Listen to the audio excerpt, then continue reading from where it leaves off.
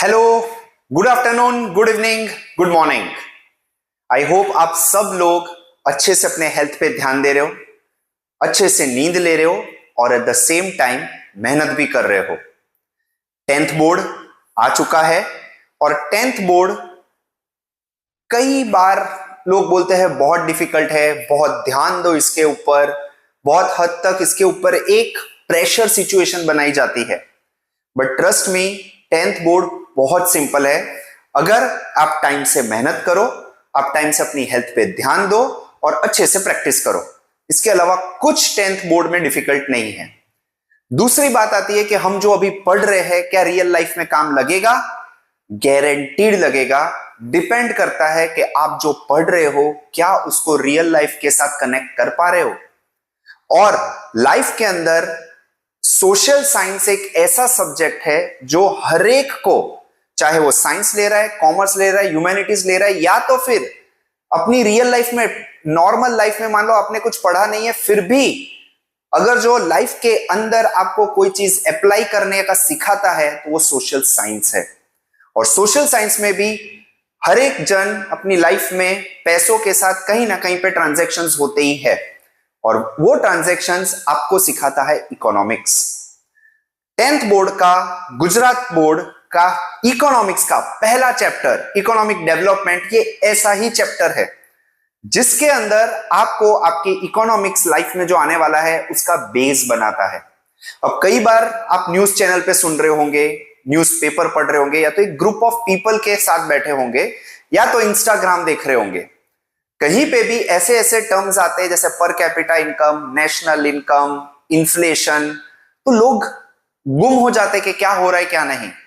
ये चैप्टर इस सारे टर्म्स का बेस क्रिएट करेगा, आपका अंडरस्टैंडिंग क्रिएट करेगा। इसी के ऊपर धीमे धीमे धीमे धीमे आप लाइफ के अंदर डेवलपमेंट करते जाओगे, कुछ सीखते जाओगे।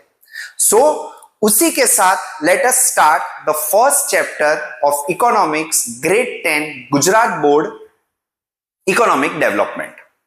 अब जब मैं इकोनॉमिक डेवलपमेंट बोलता हूं तो लेट अस गो, हम पहले एकदम बेस से चलते हैं। अगेन, जब मैं हमेशा बोलता हूं कि जब भी आप कोई टर्म सुनो, कोई नाम सुनो, तो नाम के पीछे का मतलब समझने की ट्राई करो। तो जब मैं बोल रहा हूं इकोनॉमिक डेवलपमेंट, तो सबसे पहले टर्म आता है इकोनॉमिक्स। इकोनॉमिक्स का क्या मतलब है? इकोनॉमिक्स सिंपल लैंग्वेज में ये ग्रीक टर्म से आया है। धीमे धीमे करके हमारे इंडियन लिटरेचर में भी, हमारे इंडियन नॉलेज सिस्टम में भी इकोनॉमिक्स का दूसरा मतलब है अर्थशास्त्र। इसका मतलब क्या हुआ? पहले इंग्लिश समझते हैं। इंग्लिश में इको मतलब इकोनॉमिक्स आया ग्रीक से, जहां पे मेजरली काम था मनी का मैनेजमेंट एट होम। घर के अंदर जब पैसों का मैनेजमेंट करते हैं उसको इकोनॉमिक्स बोलते हैं। हमारे इंडियन नॉलेज सिस्टम के हिसाब से इकोनॉमिक्स का एकदम लाइक मीनिंग नहीं है, बट अर्थशास्त्र बोला जाता है। अर्थशास्त्र का मतलब है आपकी डेली लाइफ के अंदर मनी का ट्रांजैक्शंस क्या होते हैं, कैसे वो हेल्पफुल होते हैं, क्या वो मनी ट्रांजैक्शन का जो आप एक स्टडी करते हो उसको अर्थशास्त्र बोला जाता है। तो इकोनॉमिक्स इन द शॉर्ट आपके लाइफ का जो भी पैसों से रिलेटेड जो रिलेशनशिप होती है, इसको इकोनॉमिक्स बोलते हैं। डेवलपमेंट मतलब कोई चीज को डेवलप करना, कुछ चीज बनाना। तो पैसों का किस तरीके से डेवलपमेंट होता है, पैसों का किस तरीके से ग्रोथ होता है, कैसे उस चीज को मैनेज किया जाता है, that is what we understand through economic development. Okay, अब इकोनॉमिक डेवलपमेंट के अंदर सबसे पहले आपको समझना पड़ेगा कि इकोनॉमिक डेवलपमेंट या तो प्रोग्रेस जो बोलते हैं कि हमने यहां से यहां तक गए, वो किस चीज के ऊपर डिपेंडेंट है।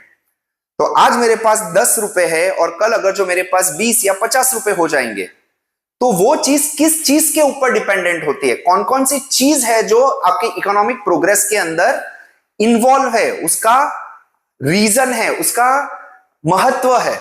तो जब मैं इंडियन के कंटेक्स्ट पे या तो फिर एक नेशन के कंटेक्स्ट पे जब इकोनॉमिक डेवलपमेंट बोलता हूं, तो यहां पे 3 चीजें निकल के बाहर आती है। एक, नेशन का income, okay, so that is national income. दूसरा आता है आपका पर कैपिटा इनकम। ये दूसरी चीज नेशन के डेवलपमेंट में जो आपका बेस बनाती है, जो आपकी कंडीशन है कि क्या वो प्रोग्रेस हो रहा है, नहीं हो रहा है, ये तीन चीज के ऊपर डिपेंडेंट होता है टू अंडरस्टैंड कि क्या नेशन डेवलप हो रहे हैं। सो सबसे पहले नेशनल इनकम, पर capita income and standard of living. Okay, अब ये तीनों चीज को एक एक करके पहले डीप में समझते हैं। तो जब मैं बोलूं नेशनल इनकम,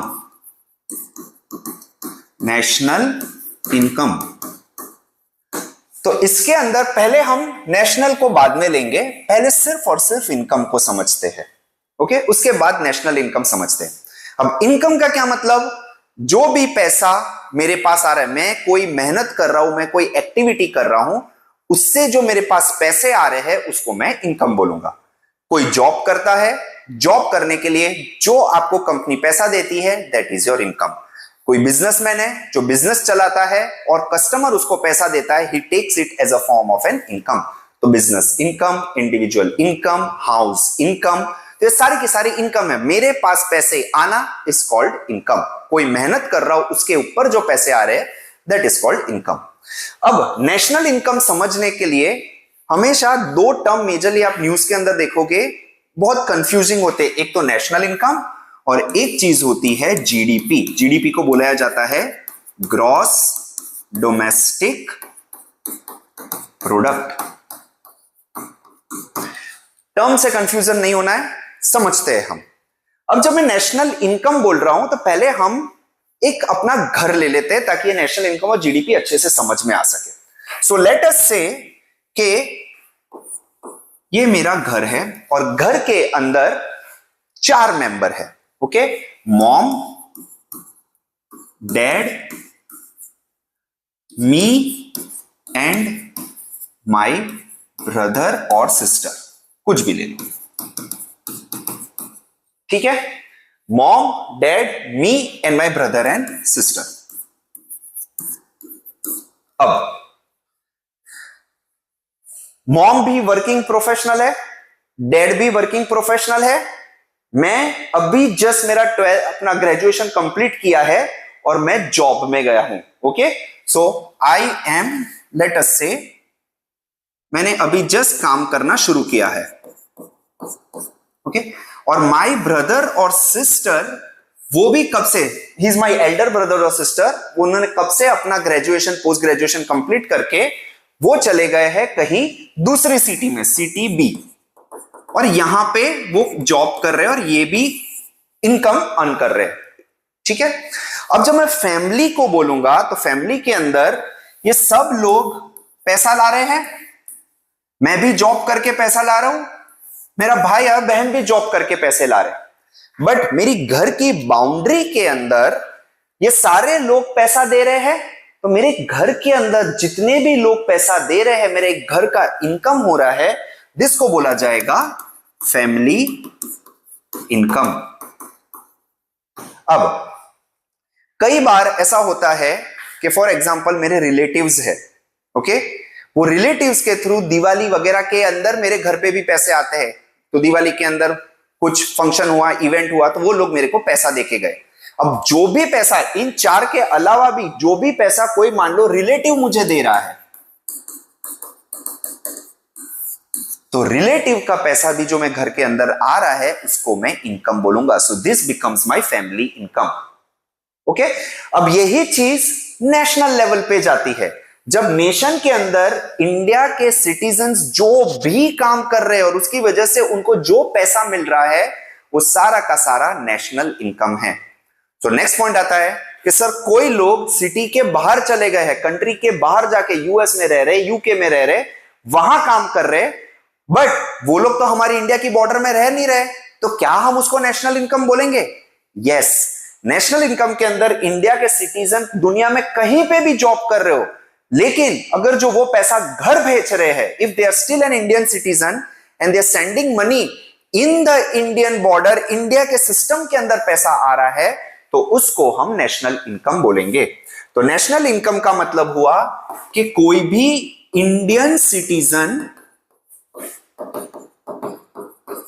जो इनकम अर्न कर रहा है उसको हम नेशनल इनकम बोलेंगे, चाहे वो इंडिया की बॉर्डर के अंदर हो या तो इंडिया की बॉर्डर के बाहर अर्न कर रहा हो, लेकिन पैसा अगर जो वापस घर के अंदर भेज रहा है, इंडिया में भेज रहा है, तो नेशनल इनकम में कैलकुलेट हो जाएगी।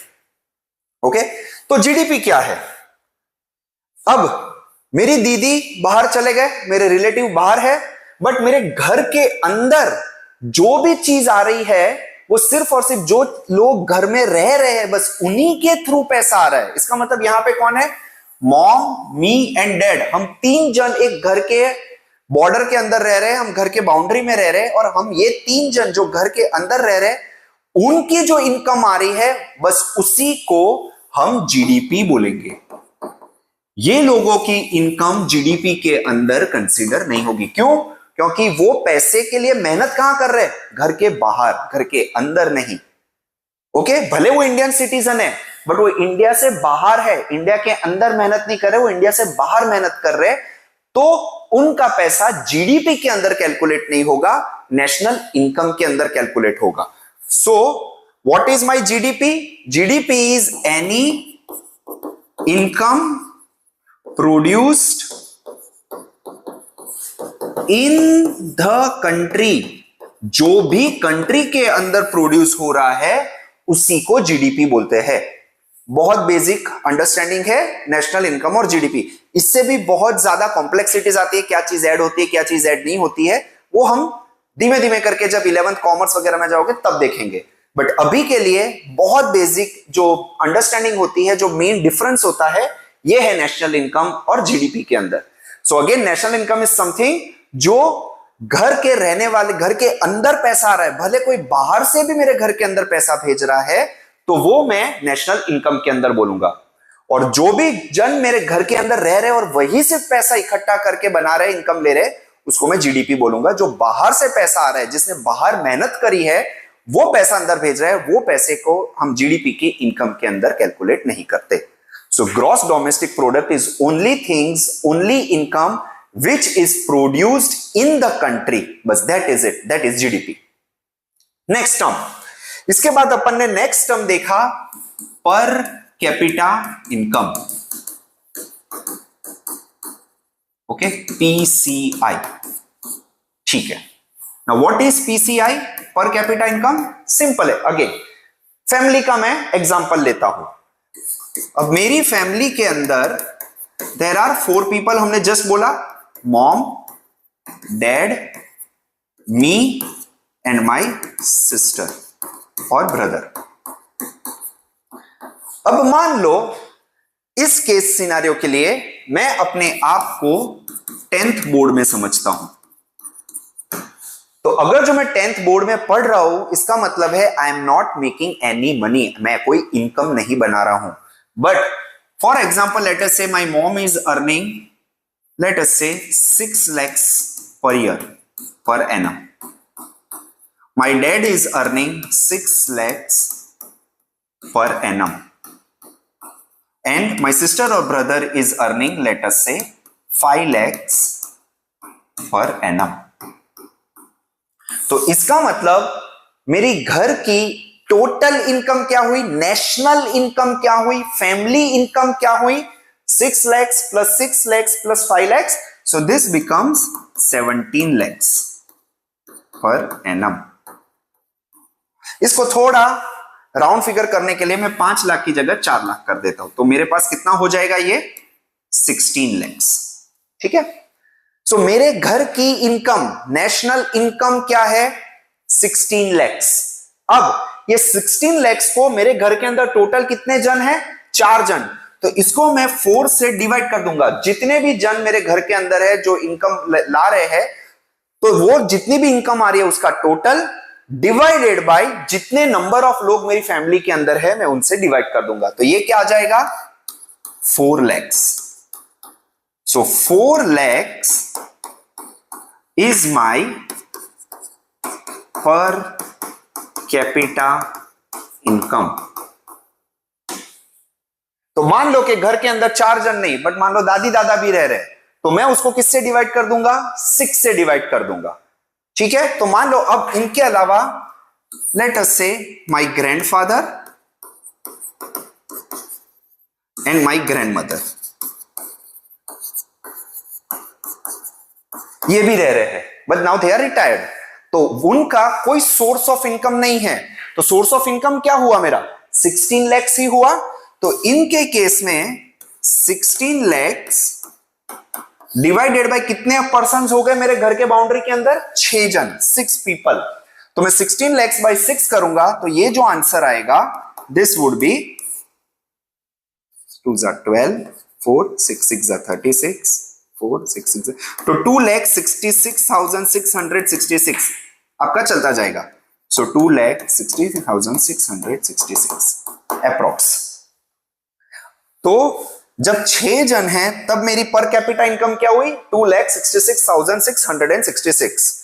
और जब 4 जन है तब मेरी नेट पर कैपिटा इनकम क्या हुई? 4 lakhs। इसका मतलब क्या है? पर कैपिटा इनकम का मतलब है कि मेरे घर में जो इनकम आ रही है उसको मैं जब डिस्ट्रीब्यूट करता हूं टोटल लोगों के साथ, और जो अमाउंट आता है वो बताता है कि हर एक जन की स्पेंडिंग कैपेसिटी कितनी है। ओके, सो टोटल मेरे घर के अंदर हर एक जन 4 लाख रुपए का एक्सपेंसेस कर सकते हैं, उनकी स्पेंडिंग कैपेसिटी है जब 4 जन है।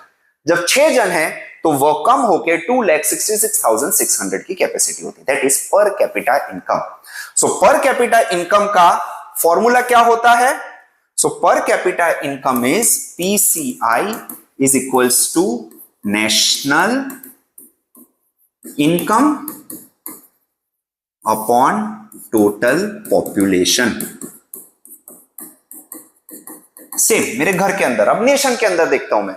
नेशन के अंदर नेशन का नेशनल इनकम क्या है? Total national income divide by वो कंट्री की टोटल पॉपुलेशन क्या है, उसको बोलेंगे पर कैपिटा इनकम। इसका मतलब इंडिया का हर एक बंदे की स्पेंडिंग कैपेसिटी कितनी है वो बताता है पर कैपिटा इनकम।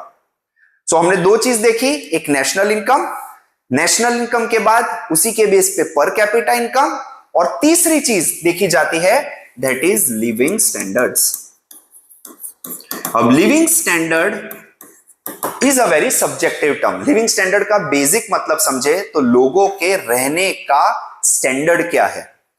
कोई ऑल्टो कार यूज कर रहा है इंडिया के कंट्री के अंदर, या फिर वो मेजरली मर्सिडीज कार यूज कर रहे हैं। क्या वो घर एक छोटे से 1 BHK में रह रहे हैं या 3 या 4 BHK में रह रहे हैं। क्या आप खाना खाने के लिए एक लारी पे जा रहे हो, बाहर स्ट्रीट वेंडर के वहां जा रहे हो, स्ट्रीट फूड खाने जा रहे हो, या कोई 3 स्टार 4 स्टार होटल में जा रहे हो। These are living standards. तो एक कंट्री के अंदर living standard is the third criteria to understand whether the nation is economically developing और नॉट। तो वो कंट्री का इकोनॉमिक डेवलपमेंट किस बेसिस पे होता है? ये 3 चीजों के ऊपर। सबसे पहला हमारा नेशनल इनकम, क्या नेशनल इनकम बढ़ रहा है, कम हो रहा है। सेकेंड, क्या पर कैपिटा इनकम, इंडिविजुअल बंदे की स्पेंडिंग कैपेसिटी बढ़ रही है या कम हो रही है। तीसरा आपका लिविंग स्टैंडर्ड्स, क्या लोगों के लिविंग स्टैंडर्ड्स बढ़ रहे या कम हो रहे हैं। तो आपने अक्सर देखा होगा इंडिया के अंदर when you see in the last 15-20 years, एक टाइम पे हमारे वहां पे घर कैसे होते थे, रोड्स कैसे होते थे, इंफ्रास्ट्रक्चर कैसा होता था, उसके सामने अभी के लोग कैसे रह रहे, कैसा इंफ्रास्ट्रक्चर है, वो कितना पैसा खर्च कर रहे, we can see everything is growing. Okay, so this is how a country's economic development is understood. क्या वो ग्रो हो रहे हैं या नहीं हो रहे। So these are the 3 major conditions. अब चलते हैं आगे। अब जब मैं इकोनॉमिक डेवलपमेंट बोलता हूं तो डेवलपमेंट और प्रोग्रेस लोग अक्सर इंटरचेंज करते रहते हैं, बट इन दोनों के बीच में बहुत डिफरेंस है। जब मैं इकोनॉमिक डेवलपमेंट बोल रहा हूं तो मैंने डेवलपमेंट के अंदर क्या बोला? आपका नेशनल इनकम, पर capita income and your living standards. अब लिविंग स्टैंडर्ड जो third criteria, that is very important, क्योंकि लिविंग स्टैंडर्ड्स आपका डायरेक्टली रिलेटेड है नेशनल इनकम और पर कैपिटा इनकम के ऊपर। तो लिविंग स्टैंडर्ड में क्या चीज मेजरली आती है? तो बेस जो लिविंग स्टैंडर्ड के होता है वो हम सबको पता है, food, shelter, clothing, health, education. ये बेसिक नीड्स है। तो जब तक किसी कंट्री के अंदर ये बेसिक नीड्स के ऊपर डेवलपमेंट हो रही है तो उसको बोला जाएगा इकोनॉमिक डेवलपमेंट। और जो कंट्री ये बेसिक चीजों के ऊपर काम करिए। जब तक उसका major population, majority of the population ये चीज के ऊपर 100% सिक्योर्ड नहीं हो जाती, तब तक वो कंट्री को डेवलपिंग नेशन बोला जाएगा। ओके, सो डेवलपिंग नेशन के अंदर जब भी इकोनॉमिक्स बढ़ता है कोई कंट्री का, तो उसको बोला जाता है इकोनॉमिक डेवलपमेंट। और ये पांचों चीज कोई नंबर के ऊपर डिपेंडेंट हो सकती है। हाँ, हम उसको नंबर के ऊपर डिपेंडेंट करते हैं, हम उसको आइडेंटिफाई करते हैं कि हेल्थ बढ़ा, एजुकेशन बढ़ा, but again at the end of the day these are all qualitative parameters.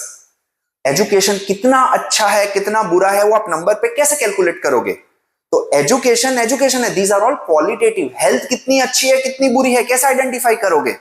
हम भले उसको एक प्रॉपर फॉर्मेट में कुछ कुछ टर्म्स और पैरामीटर्स के थ्रू करते हैं, जैसे कि आपका आता है इन्फेंट मोर्टेलिटी रेशियो, आपका आता है कि एक्सपेक्टेड लाइफ एक्सपेक्टेंसी कितनी है, कितने साल जी सकता है बंदा, नहीं जी सकता, उसको कोई पैरामीटर में ले जाते हैं।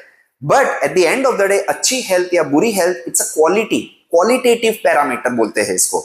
तो इकोनॉमिक डेवलपमेंट का मतलब है जब आप ये क्वालिटेटिव पैरामीटर्स के ऊपर काम कर रहे हो, और कोई कंट्री के अंदर जब ये क्वालिटेटिव पैरामीटर्स के अंदर चेंज हो रहा है या तो फिर उसके ऊपर काम किया जा रहा है, उसके ऊपर ग्रोथ आ रहा है, तो उसको बोला जाएगा इकोनॉमिक डेवलपमेंट। और जो भी कंट्री अभी इकोनॉमिक डेवलपमेंट मतलब ये 5 पैरामीटर्स, 5 या 6 जो आपके क्वालिटेटिव पैरामीटर्स है, उसके ऊपर काम कर रही है, तब तक वो कंट्री को हम डेवलपिंग कंट्री बोलेंगे। ठीक है, आई होप इधर तक समझ में आ गया। That is why we call them developing nation. उनका जो भी इंक्रीज हो रही है इनकम, वो डेवलपिंग नेशन को के अंदर कंसीडरेशन में आएगा, क्योंकि अभी भी उनका बेसिक क्वालिटेटिव पैरामीटर्स के ऊपर काम किया जा रहा है। अब इसके examples India, African countries, Brazil etcetera, ये सारी डेवलपिंग कंट्रीज है, क्योंकि अभी भी उनका मेजॉरिटी पॉपुलेशन ये क्वालिटेटिव पैरामीटर्स के ऊपर काम कर रहे हैं, उसको बढ़ाने के ऊपर मेजर फोकस किया जा रहा है। ठीक है, तो हमारे हेल्थ सेंटर्स, हमारे स्कूल एजुकेशन, हमारा कितना खाने के लिए पीडीएस स्कीम्स कितनी अच्छी चल रही है, कितनी नहीं चल रही है, क्या मेजॉरिटी पॉपुलेशन खाने के लिए सिक्योर्ड है, किसी को भूखे नहीं मरना पड़ रहा है, किसी को पूरे दिन के अंदर कितना खाना मिल रहा है, क्या वो पेट भर के खाना खा रहा है, क्या किसी के पास शेल्टर, हर एक के पास रहने के लिए जगह है, ये सारी चीज हम क्वालिटेटिव पैरामीटर्स के ऊपर काम करते हैं डेवलपिंग कंट्रीज के अंदर। अब एक बार आपका मेजॉरिटी से ऊपर पॉपुलेशन ये पांचों क्वालिटेटिव पैरामीटर्स के ऊपर सिक्योर हो जाती है, हर एक के पास रहने के लिए छत है, हर एक के पास पेट भर के खाने के लिए खाना है, हर एक के पास एजुकेशन लेने के लिए अपॉर्चुनिटी है, हर एक के पास अच्छा हेल्थ रखने के लिए या तो हॉस्पिटल जाने के लिए, आप जब भी कुछ बीमार पड़ जाते हो तो वो मेडिकली दे आर सिक्योर्ड। जब ये सारी चीज मेजॉरिटी से ऊपर पॉपुलेशन के पास आ जाती है, तब वो कंट्री अब किसके ऊपर काम करेगी? अब यहां से जो ग्रोथ हो रहा है that is all economic progress, क्योंकि आपका बेसिक्स सब सिक्योर्ड हो गए। अब जो आपको आगे बढ़ना है वो उसी के ऊपर डेवलप, इनोवेशन करते करते बढ़ना है, उसी के ऊपर बिल्टअप करते जाना है। मेरे पास 1 BHK फ्लैट आ गया, अब सबके पास रहने के लिए जगह है, अब मैं दूसरा 2 BHK फ्लैट लेने के लिए अवेलेबिलिटी है मेरे पास। क्यों? क्योंकि 1 BHK तो मेरे पास अब सिक्योर्ड हो गया, मैं एटलीस्ट 1 BHK में तो रह ही सकता हूं। अब मेरी लिविंग स्टैंडर्ड्स इंक्रीज हो रहे हैं, now I am growing from 1 BHK to 2, 2 to 3। अब मेरे पास साइकिल या तो स्कूटर अवेलेबल है, नेक्स्ट लिविंग स्टैंडर्ड बढ़ाने के लिए मैंने कार ले ली, तो this is economic progress. Okay, अब मेरे पास खाने के लिए कोई प्रॉब्लम नहीं है, एटलीस्ट इतना है कि मैं खा सकता हूं, बट अब मैं बाहर जाके कोई अच्छा ऑर्गेनिक फूड खाना शुरू किया, मैंने कोई अच्छी रेस्टोरेंट में जाके खाना शुरू किया, दैट इज, या मैंने घर पे कुक रख दिया जो मेरे को रोज खाना खिला सके और उसको पे करने के लिए मेरे पास पैसे है, इकोनॉमिक प्रोग्रेस। ओके, सो एक बार इकोनॉमिक डेवलपमेंट हो गई, उसके ऊपर जो बिल्टअप किया जाता है और अब यहां से जो कंट्री ग्रो होती है उसको बोला जाता है इकोनॉमिक प्रोग्रेस। तो इकोनॉमिक प्रोग्रेस के अंदर क्या, क्वालिटेटिव तो सारे सेट हो गए, अब वो क्वालिटी के ऊपर सिर्फ और सिर्फ ग्रोथ हो रही है, उसको बोला जाता है क्वांटिटेटिव ग्रोथ। बेस क्लियर हो गया, अब सिर्फ और सिर्फ ग्रोथ हो रही है, मेरी नंबर ऑफ रूम्स बढ़ रहे हैं, मेरा नंबर ऑफ व्हील्स बन रहे, 2 से 4 व्हील्स हो गए, 4 व्हील के अंदर भी अब मैं टाटा के बाद महिंद्रा ले रहा हूं, मैं मर्सिडीज ले रहा हूं, मैं ऑडी ले रहा हूं, एक्सेट्रा, टेस्ला पे जा रहा हूं। So these are called quantitative figures. तो जब भी कोई कंट्री क्वांटिटेटिव फिगर्स के ऊपर ग्रोथ होता है तो उसको बोला जाता है इकोनॉमिक प्रोग्रेस। ओके, अब इकोनॉमिक प्रोग्रेस जो भी कंट्री में हो रही है वो कंट्री को बोला जाता है डेवलप्ड नेशंस। ओके, सो इकोनॉमिक डेवलपमेंट आपका डेवलपिंग कंट्रीज में होता है, इकोनॉमिक प्रोग्रेस आपका डेवलप्ड नेशंस में होता है। इकोनॉमिक डेवलपमेंट के अंदर हम क्वालिटेटिव बेसिक लिविंग स्टैंडर्ड्स के लिए हम डेवलप मतलब हम ग्रो करते हैं, हम मेहनत करते हैं। डेवलप्ड कंट्री के अंदर इकोनॉमिक प्रोग्रेस के अंदर हम उसके ऊपर बिल्टअप करते हैं, हम हमारा स्टैंडर्ड ऑफ लिविंग बढ़ाते हैं। So that is called economic progress. So this is what we say economic development and economic progress.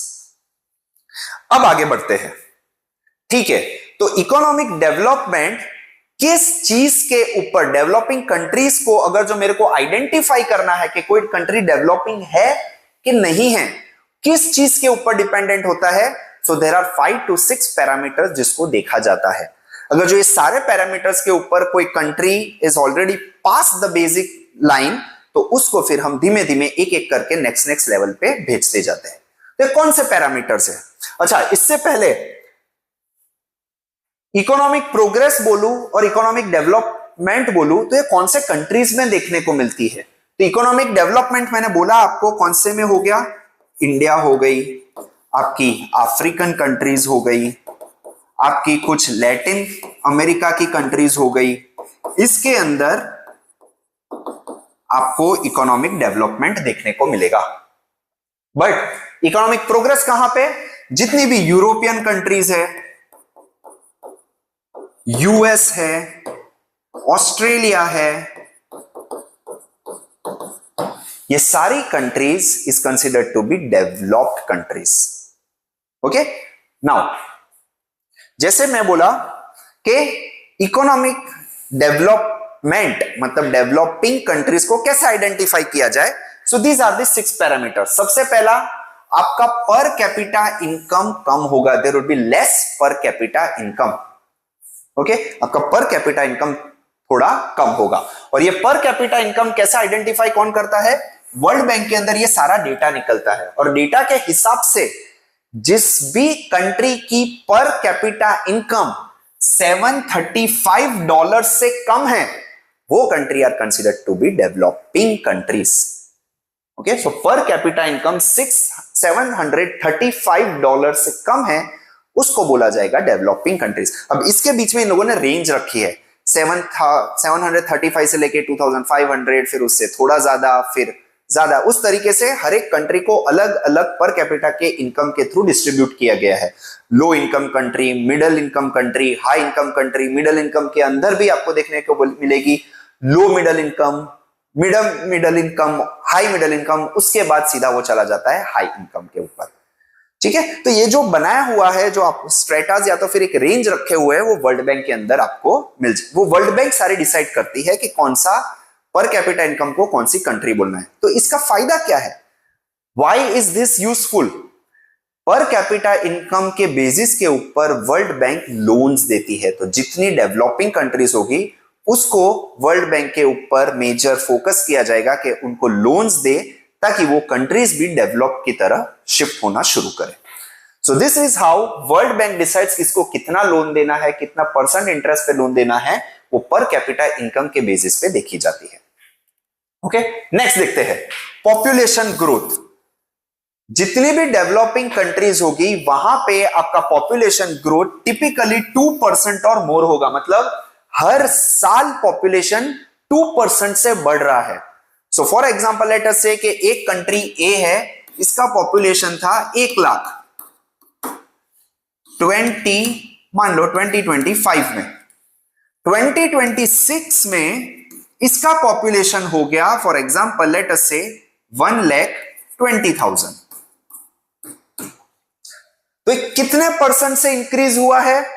ये इंक्रीज हुआ है 2% से। सो 2% और उससे ज्यादा इंक्रीज हुआ तो इसको बोला जाएगा डेवलपिंग कंट्रीज। और 2% से लेस होगा तो ये पॉपुलेशन ग्रोथ के अंदर अगेन कौन से स्ट्रेटा में आती है, क्या वो मिडिल इनकम है, वो हाई इनकम है, उसके ऊपर डिपेंड होगा। अब ये भी क्यों इंपॉर्टेंट है पॉपुलेशन ग्रोथ? क्योंकि हमने पर कैपिटा के अंदर देखा था, पर कैपिटा इनकम के अंदर क्या आता है, national income divide by your number of population, total population of a country. इसका मतलब है आपका नेशनल इनकम बढ़ रहा है, बट अगर जो पॉपुलेशन भी ग्रोथ बढ़ रही है तो आपका पर कैपिटा इनकम कभी बढ़ने नहीं वाला है, लोगों की स्पेंडिंग कैपेसिटी नीचे ही रहेगी। इस वजह से पॉपुलेशन के ग्रोथ को भी मैनेज करना बहुत इंपॉर्टेंट है। So that's why population growth और पर कैपिटा इनकम दोनों एक दूसरे से इंटर रिलेटेड है। सो फर्स्ट पैरामीटर आपका हम वापस करते हैं, पर कैपिटा इनकम। पर कैपिटा इनकम वर्ल्ड बैंक क्या बोलती है, $735 से नीचे है उसको हम डेवलपिंग कंट्री में बोलेंगे। सेकेंड, जिसका पॉपुलेशन ग्रोथ 2% और उससे ज्यादा है हर साल, उसको हम डेवलपिंग कंट्रीज की कैटेगरी में डालेंगे। नेक्स्ट आता है डिपेंडेंस ऑन एग्रीकल्चर। एग्रीकल्चर मतलब हमारा बेसिक प्राइमरी सेक्टर, ठीक है, जहां पे एग्रीकल्चर के ऊपर मेजर डिपेंडेंसी है लोगों की। मान लो 60% से ज्यादा लोग एग्रीकल्चर के ऊपर डिपेंडेंट है, वो कंट्री को हम डेवलपिंग कंट्रीज बोलेंगे। ऐसा क्यों? जब भी ऐसे कोई स्टेटमेंट्स आते हैं हमारे अंदर क्वेश्चंस आना चाहिए कि क्यों एग्रीकल्चर के ऊपर ही ज्यादा जोर दिया कि 60% से ज्यादा एग्रीकल्चर में। क्योंकि एग्रीकल्चर किस चीज के ऊपर डिपेंडेंट है? क्या मेरी मेहनत, क्या मेरे दिमाग के ऊपर डिपेंडेंट है? हाँ, कुछ तक हद तक, but agriculture is completely dependent on environment. Third आपका क्या बोलते हैं, नेचर के ऊपर थर्ड पार्टी डिपेंडेंसी ज्यादा है। कल उठ के बारिश नहीं हुई अच्छे से तो क्या, कल उठ के मेरे पास इतना ज्यादा लैंड ही नहीं है कि मैं एग्रीकल्चर को अच्छे से कर पाऊं तो क्या, कोई सीजन में एकदम से गर्मी की सीजन है और बारिश हो गई, अननेचुरल कोई भी कंडीशन हो गई, क्या एग्रीकल्चर पूरा साफ? तो आपके मेहनत और आपके दिमाग नहीं, you are in agriculture dependent on weather, on nature. और जहां पे नेचर के ऊपर डिपेंडेंस है और आपके ऊपर नहीं है, इसका मतलब है आपका आउटपुट आपके हाथ में नहीं है, वो आउटपुट नेचर के हाथ में है। तो कल उठ के नेचर में कुछ भी हो गया, एग्रीकल्चर खत्म, national income down, population growth तो बढ़ी रही है, नेशनल इनकम और डाउन हो गई, डेवलपिंग कंट्री। तो इस वजह से जो भी कंट्री के अंदर एग्रीकल्चर के अंदर 60% से ज्यादा डिपेंडेंस है, किसका? 60% से ज्यादा पॉपुलेशन का डिपेंडेंट है। मतलब 1 लाख के अंदर 60,000 लोग अगर जो पॉपुलेशन एग्रीकल्चर के ऊपर डिपेंडेंट है, तो इसका मतलब है वो डेवलपिंग कंट्रीज के अंदर आता है। ओके, अब यहां पे मैंने 20,000 बोला था, this should be 1,02,000।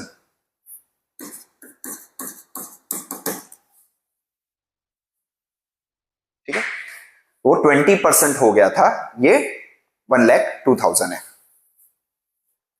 So now when you see over here, हमने बोला एग्रीकल्चर के अंदर 60% से ज्यादा लोग डिपेंडेंट है आपके, 1 लाख में से 60,000 लोग डिपेंडेंट है आपके एग्रीकल्चर के ऊपर।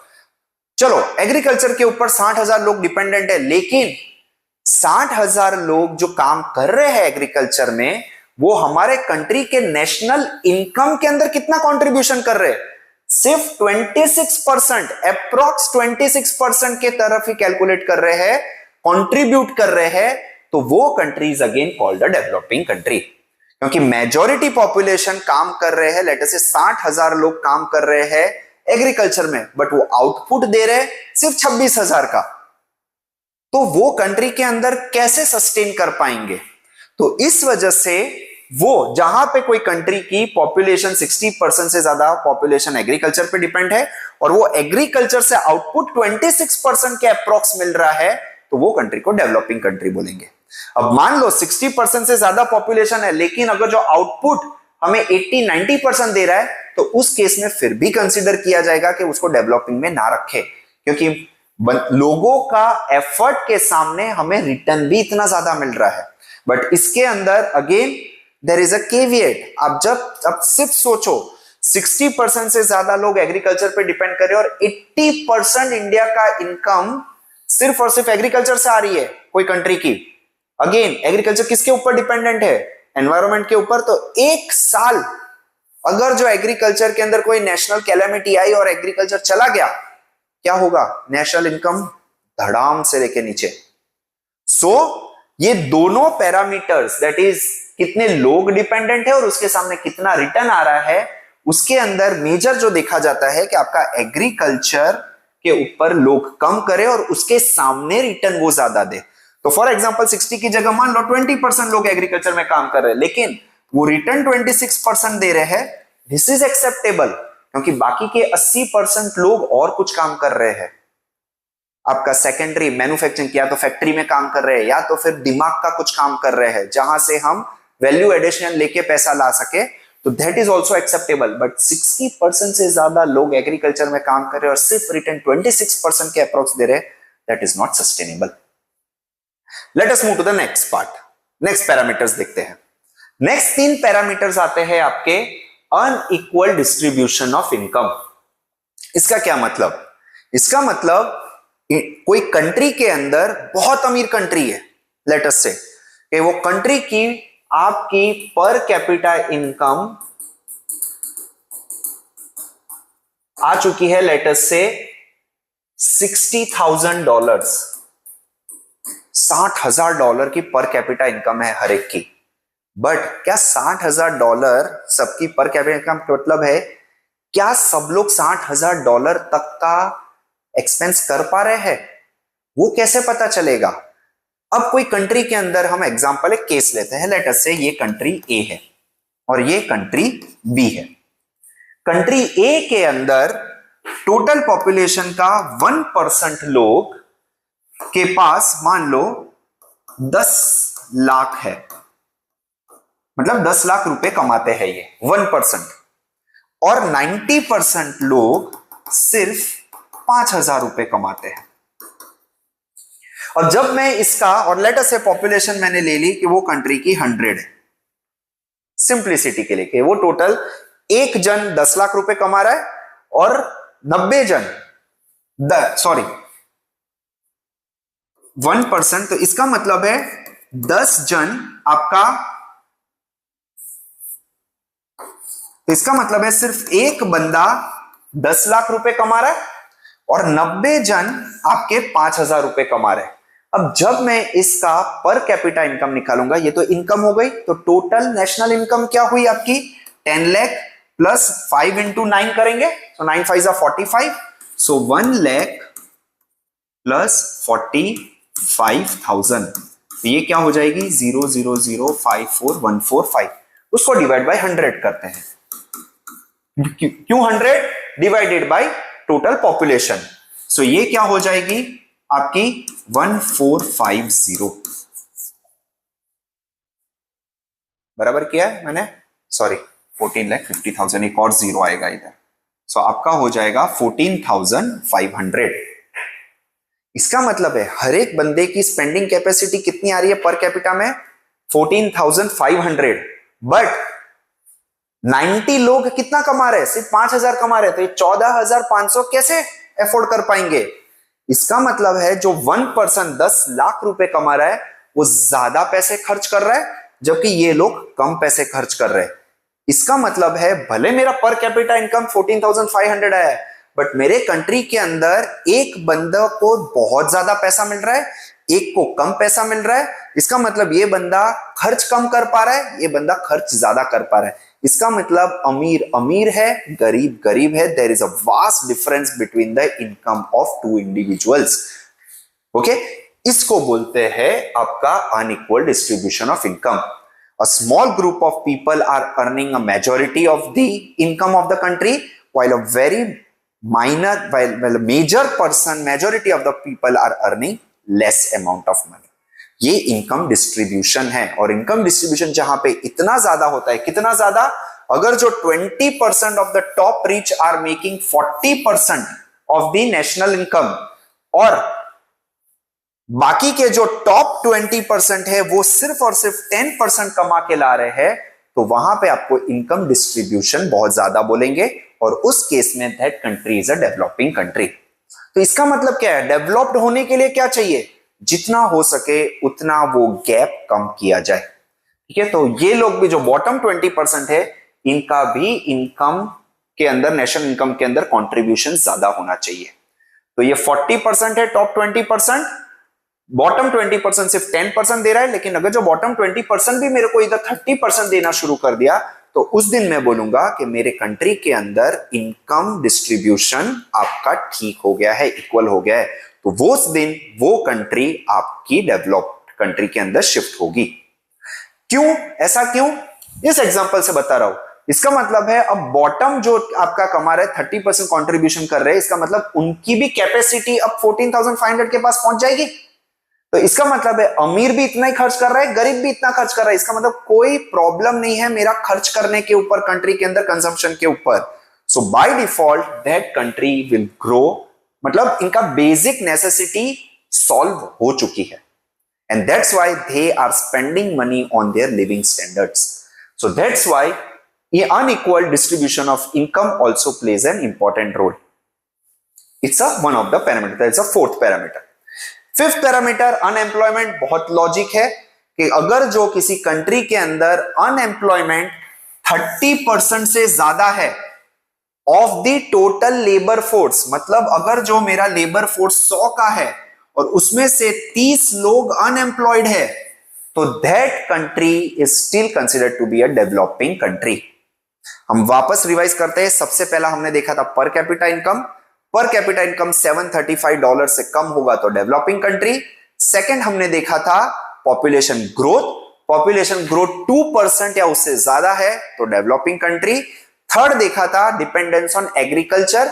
एग्रीकल्चर 60% से ज्यादा टोटल पॉपुलेशन अगर जो एग्रीकल्चर के ऊपर डिपेंडेंट है and they are giving just 26% of the return, national income के अंदर उनका कंट्रीब्यूशन है, so that will be considered as a developing country.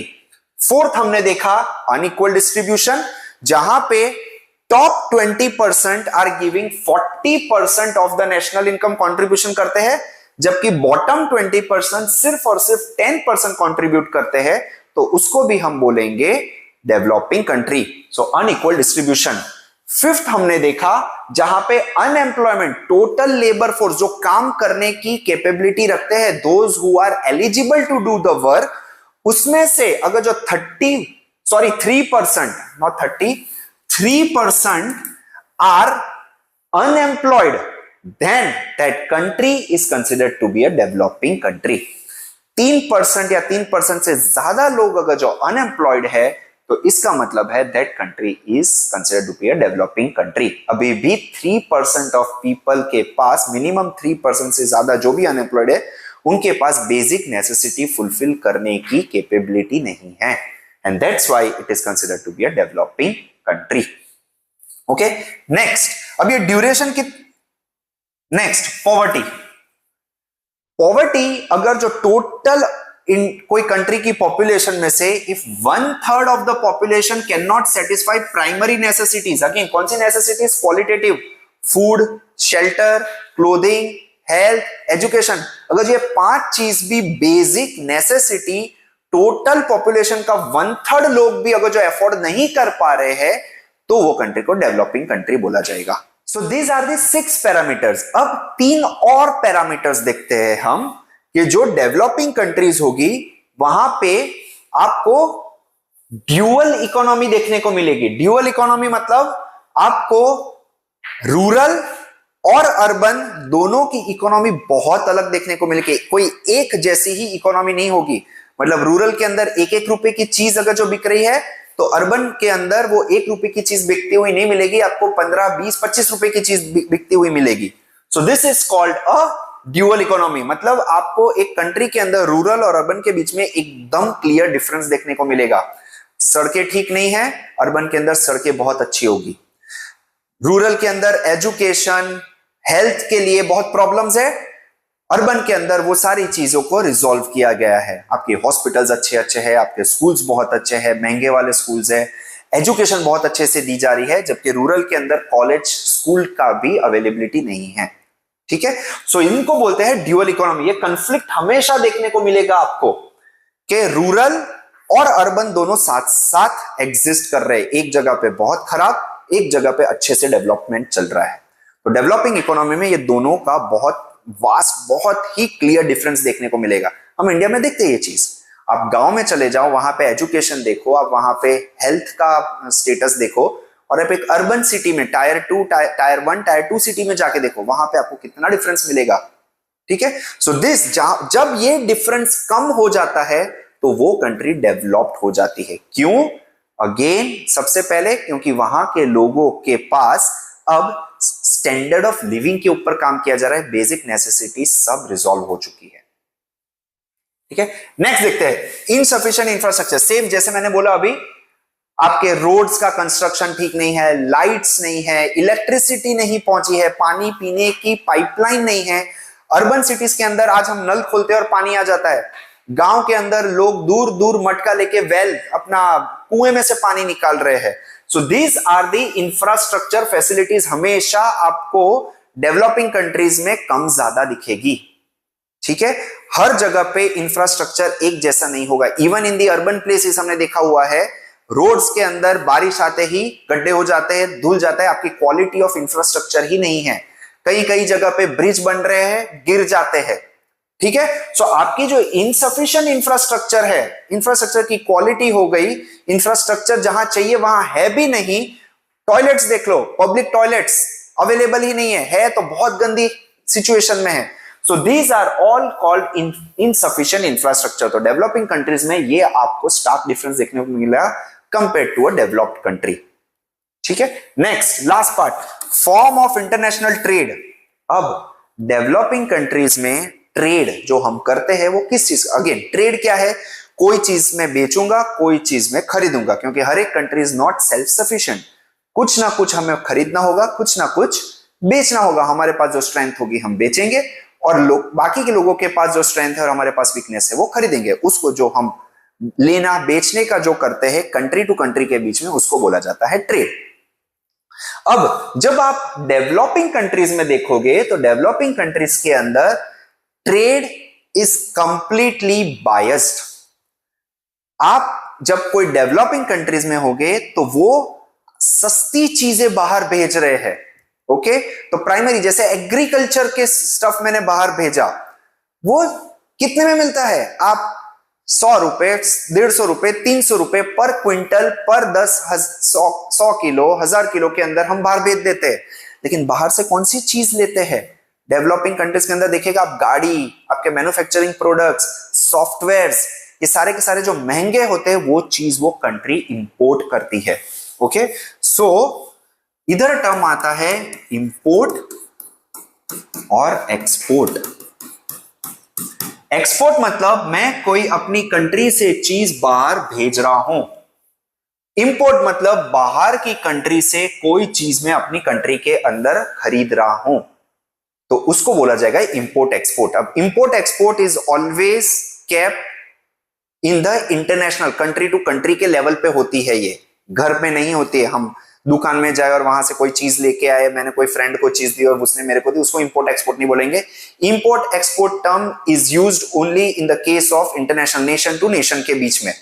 Okay, तो इंपोर्ट मतलब कोई चीज खरीदी, एक्सपोर्ट मतलब कोई चीज मैंने बाहर भेजी। अब जो डेवलपिंग कंट्रीज होगी, वो डेवलपिंग कंट्रीज के अंदर आपका इंपोर्ट ज्यादा होगा और आपका एक्सपोर्ट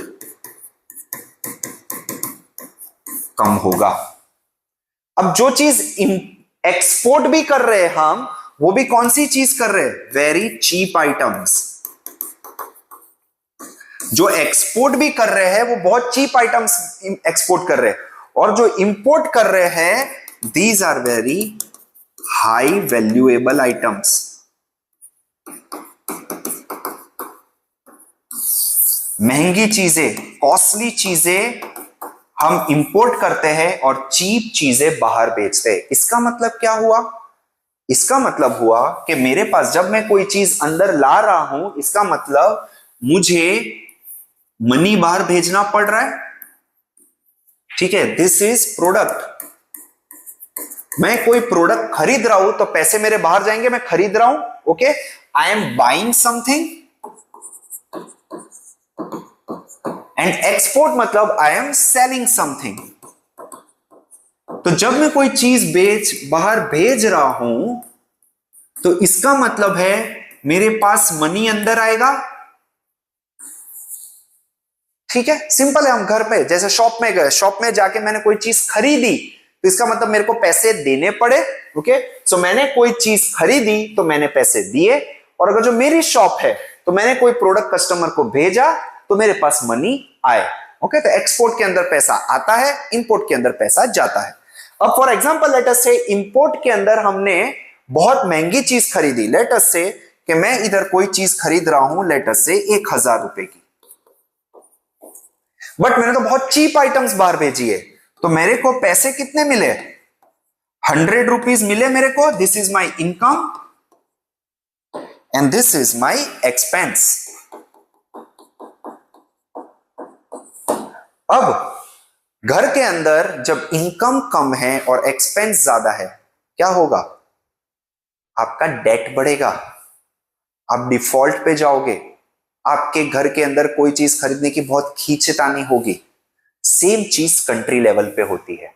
तो इंटरनेशनल ट्रेड में डेवलपिंग कंट्रीज के अंदर ये मेजर होता है, आपके एक्सपेंस बहुत ज्यादा होते हैं और इनकम कम होते हैं, और इस वजह से आपको वर्ल्ड बैंक के पास जाके लोन लेना पड़ता है। अब लोन तो मुफ्त में मिलता नहीं है, आपको उसके ऊपर इंटरेस्ट देना पड़ेगा। इसका मतलब आप एक विशियस साइकिल में फंस जा रहे हो। ये साइकिल से कब बाहर निकलोगे, जब आप इंपोर्ट कम करके एक्सपोर्ट ज्यादा करना शुरू करोगे। और एक्सपोर्ट कौन सी चीज, हाई वैल्यूएबल आइटम्स। और हाई वैल्यूएबल आइटम्स कौन सी होती है, आपकी कोई मैन्युफैक्चरिंग आइटम्स, आपकी कोई सर्विस आइटम्स, हम देखेंगे आगे, ठीक है। तो ये बेस समझ में आना चाहिए आपको कि जो भी आपकी डेवलपिंग कंट्रीज होगी, वो डेवलपिंग कंट्रीज के अंदर आपका एक्सपोर्ट एग्रो प्रोडक्ट्स का हो रहा है और इंपोर्ट आपका हाई वैल्यूएबल आइटम्स का हो रहा है। So now this were the features of a developing country. तो कोई भी डेवलपिंग इकोनॉमी होती है, इसके ये टोटल 9 पैरामीटर्स थे, 9 फीचर्स थे आपको जो देखने को मिलेंगे। नाउ हम देखते हैं जब इकोनॉमिक बोलते हैं, नाउ डेवलपिंग इकोनॉमी के फीचर्स है। इकोनॉमी जैसे मैंने स्टार्टिंग में बोला, पैसों से रिलेटेड कोई भी चीज हम मैनेज करते हैं उसको इकोनॉमी बोलते हैं। So now let us understand कि कोई भी एक सिस्टम के अंदर, कोई भी कंट्री के अंदर इकोनॉमिक एक्टिविटी, कुछ ऐसी एक्टिविटीज होगी जिससे पैसे बनते हैं और कुछ ऐसी एक्टिविटीज होगी जिससे पैसे नहीं बनते, बट इनडायरेक्टली और डायरेक्टली वो कभी ना कभी आपको फ्यूचर में कहीं ना कहीं पे पैसों से रिलेटेड ही करेगा। तो यहां पे जब मैं बोलता हूं कोई एक्टिविटीज या स्ट्रक्चर है, तो इकोनॉमी के अंदर 2 एक्टिविटीज या स्ट्रक्चर देखने को मिलेंगे। एक होता है आपका इकोनॉमिक एक्टिविटी और एक हो गई आपकी नॉन इकोनॉमिक एक्टिविटी। इसका क्या मतलब, इकोनॉमिक अगेन मैं वापस समझा रहा हूं, पैसों से रिलेटेड कोई भी चीज हो रही है, मैनेज करना है, उसको हम बोलते हैं इकोनॉमिक एक्टिविटी, ठीक है, पैसों से रिलेटेड। अब जब भी कोई काम करने पे डायरेक्ट पैसा आ रहा है या तो मनी का ट्रांजैक्शन हो रहा है, उसको हम बोलेंगे इकोनॉमिक एक्टिविटी।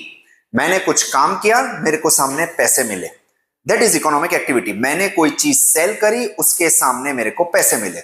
मैंने कोई चीज खरीदी और मैंने किसी को पैसे दिए, मनी का ट्रांजैक्शन ऑन द स्पॉट हो रहा है, तो वहां पे मैं बोलूंगा इकोनॉमिक एक्टिविटी, ओके।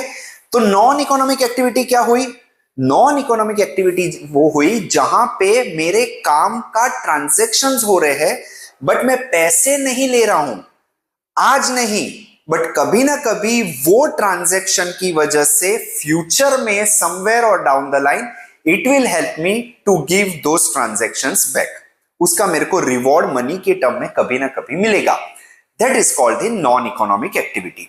अब नॉन इकोनॉमिक एक्टिविटी में कौन सी आती है, बहुत सोशल वर्क्स, जैसे बोल दिए कि आज मैंने किसी स्कूल के अंदर कुछ फंड दिया, मैंने कुछ काम किया वॉलंटियरी, मैं पैसा नहीं ले रहा हूं, I have given an education to group of students, उसका काम करने के लिए मैं पैसा नहीं ले रहा हूं, but what, in future the children who are gonna learn and get educated, वो अच्छे से पढ़ेंगे, अच्छे से जॉब मार्केट में जाएंगे एंड वो कुछ काम करेंगे जिसकी वजह से कंट्री के अंदर पैसे के ट्रांजैक्शन होगा, उसको बोला जाता है non economic activity.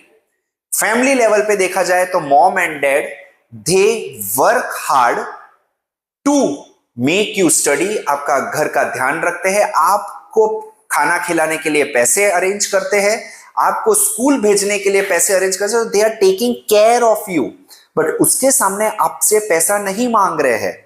So those activities जहां पे मैंने कोई काम किया और सामने से एक्टिविटी के लिए आपको पैसे नहीं देने पड़ रहे हैं, those are called non economic activity. But कहीं ना कहीं पे फ्यूचर में आपके लिए जो काम किया है, मॉम डैड ने जो आपके लिए केयर की है, उसका रिवॉर्ड उनको मिलेगा in the form of when you get independent, आप खुद अपने दम पे खड़े हो जाओगे and when mom and dad's time come to retire you will take care of them. This is called the non economic activity. और ये साइकिल हमेशा चलेगी, economic to non economic to economic, and this always keeps on moving. और ये दोनों चीज बहुत जरूरी है। Without non economic activity, economic activity का स्टेबलाइज होना इज नेक्स्ट टू इम्पॉसिबल। बचपन में अगर जो छोटे बच्चों से ही अगर जो पैसे लिए जाए पढ़ाने के लिए, तो वो काम करना पड़ेगा उनको, और अगर जो उन्होंने काम किया तो पढ़ाई के ऊपर ध्यान कैसे देंगे। So to give a secured atmosphere so that student can grow healthy, they can study, so that future के अंदर they can give a better result to a country, non economic activity का इतना ही यूज है। It is one of the most important activity of the कोई भी country के लिए। ठीक है, अब एक्टिविटीज तो देख ली हमने, इकोनॉमिक और नॉन इकोनॉमिक, लेकिन कौन कौन से टाइप की होती है, कौन से टाइप की, जैसे मैं बोलता हूं तो कौन से टाइप के सेक्टर्स के अंदर ये एक्टिविटी होती है। तो मैं एग्रीकल्चर भी कर सकता हूं, स्टार्टिंग में अपन ने देखा था, मैं कोई फैक्ट्री के अंदर भी काम कर सकता हूं, मैं कोई शॉप के अंदर भी काम कर सकता हूं। तो ये कौन से सेक्टर के अंदर ये इकोनॉमिक एक्टिविटी हो रही है, तो टोटल 3 सेक्टर के अंदर इकोनॉमिक एक्टिविटी होती है। ओके, 3 कौन कौन से सेक्टर हो गए, primary, secondary and service. Service को दूसरा नाम भी बुलाया जाता है टर्शियरी सेक्टर।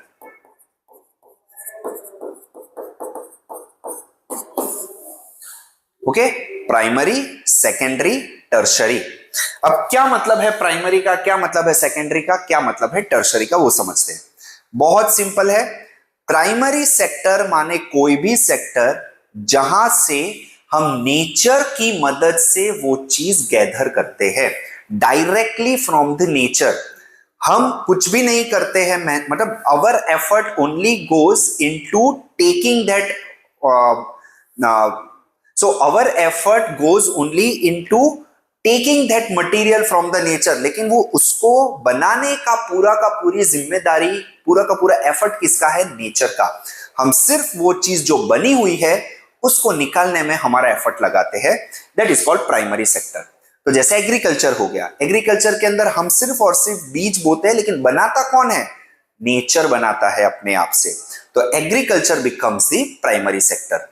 हम माइनिंग करते हैं, माइनिंग के अंदर पूरा का पूरा अंदर ओर्स और माइंस किसने बनाए हैं, वो नेचर ने बनाए, हम सिर्फ उसको एक्सट्रैक्ट करते हैं। So mining is your primary sector.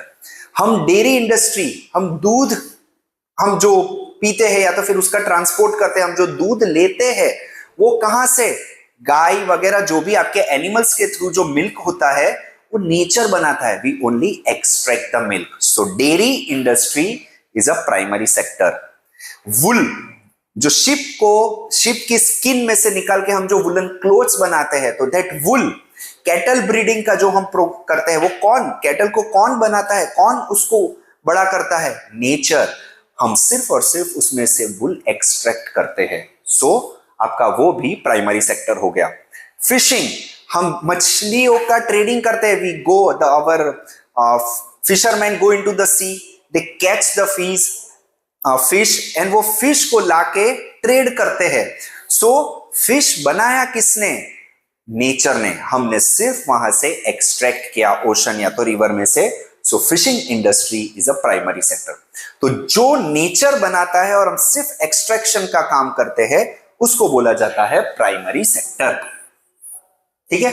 Secondary, तो प्राइमरी में से जो भी हमने चीज एक्सट्रैक्ट करी उसके ऊपर जो भी वैल्यू एडिशन का काम किया वो जाता है आपका फैक्ट्री के अंदर। जो वैल्यू एडिशन किया बहुत इंपॉर्टेंट है। प्राइमरी में से जब सेकेंडरी में जाना है तो सेकेंडरी के अंदर वही चीज के ऊपर वैल्यू एडिशन होगा, ये हमेशा याद रखना। तो जहां पे भी प्राइमरी सेक्टर की कोई भी चीज के ऊपर नेचर में से जो भी चीज एक्सट्रैक्ट करी है उसमें हम कोई वैल्यू एडिशन करते हैं वो आपका हो जाएगा सेकेंडरी सेक्टर। वुल निकाला, वुल का हमने फैक्ट्री में डाल के उसके जैकेट्स बनाए, उसके स्वेटर बनाए, so that becomes your secondary sector. तो जैसे ही स्वेटर बने फैक्ट्री में, that is a secondary sector. Milk जाके अमूल डेयरीज वगैरह में गया, वहां पे पेस्चराइजेशन हुआ, उसमें से कर्ड बना, उसमें से पनीर बना। बेसिक क्या था? मिल्क जो हमने एक्सट्रैक्ट किया, एक्सट्रैक्ट करके इंडस्ट्री में जाके सारे आइटम्स बने, that becomes your secondary sector. Okay. Next आता है आपका फॉर एग्जांपल माइंस के अंदर से हमने सारे के सारे ओर्स निकाले और वो ओर्स में से हमने शीट्स बनाई, हमने रॉड्स बनाए, हमने कुछ अलग अलग टाइप के फर्नीचर्स बनाए, all becomes a part of a secondary sector. तो कोई भी मैन्युफैक्चरिंग जहां पे प्राइमरी सेक्टर का यूज करके उसके ऊपर मैन्युफैक्चरिंग करके वैल्यू एडिशन किया जाता है वो हो गया आपका सेकेंडरी सेक्टर। ठीक है। अब जो सेकेंडरी सेक्टर में चीज तैयार हो गई, चेयर तैयार हो गई, वुलन क्लोथ्स तैयार हो गए, वो सारी की सारी चीजें जब हम शॉप में जाते हैं, अब क्या होता है वहां पे सिर्फ और सिर्फ ट्रेडिंग का काम होता है। आप बेचते हो वो चीज बनाने के बाद उसके ऊपर सेलिंग का, उसके ऊपर मार्केटिंग का, उसके ऊपर जहां पे दिमाग चलाने का काम आया सेलिंग करने के लिए, वो आ गया आपका सर्विस सेक्टर है, तो tertiary sector, third last sector. तो आपका इसके अंदर शॉप हो गए, बार्बर हो गए, बार्बर ना बाल बनाता है, आप उधर जाते हो, वो सिर्फ अपने हुनर की स्किल के बेसिस के ऊपर उस चीज को कटिंग करते हैं, बाल की कटिंग करते हैं, शेप्स देते हैं। तो जहां पे स्किल्स काम आए वो हो गए आपके service sector. Next IT sector, आप कंप्यूटर पढ़ते हो और कंप्यूटर पढ़ के कोड्स तैयार करते हो, वेबसाइट बनाते हो, so that becomes your service sector. Education के अंदर आपके पास नॉलेज है, आपने नॉलेज की बेस के ऊपर आपके स्किल्स के थ्रू पढ़ाया, you have taught, so teaching becomes your service sector. तो education is your service sector. So I hope you understood. और just to caveat from here, थोड़ा वैल्यू एडिशन देने के लिए, आप जब भी डेवलपिंग और डेवलप्ड कंट्री के बीच में सेक्टर्स को ऑब्जर्व करोगे तो हमेशा पाओगे डेवलप्ड कंट्रीज के अंदर हमेशा secondary and tertiary, that is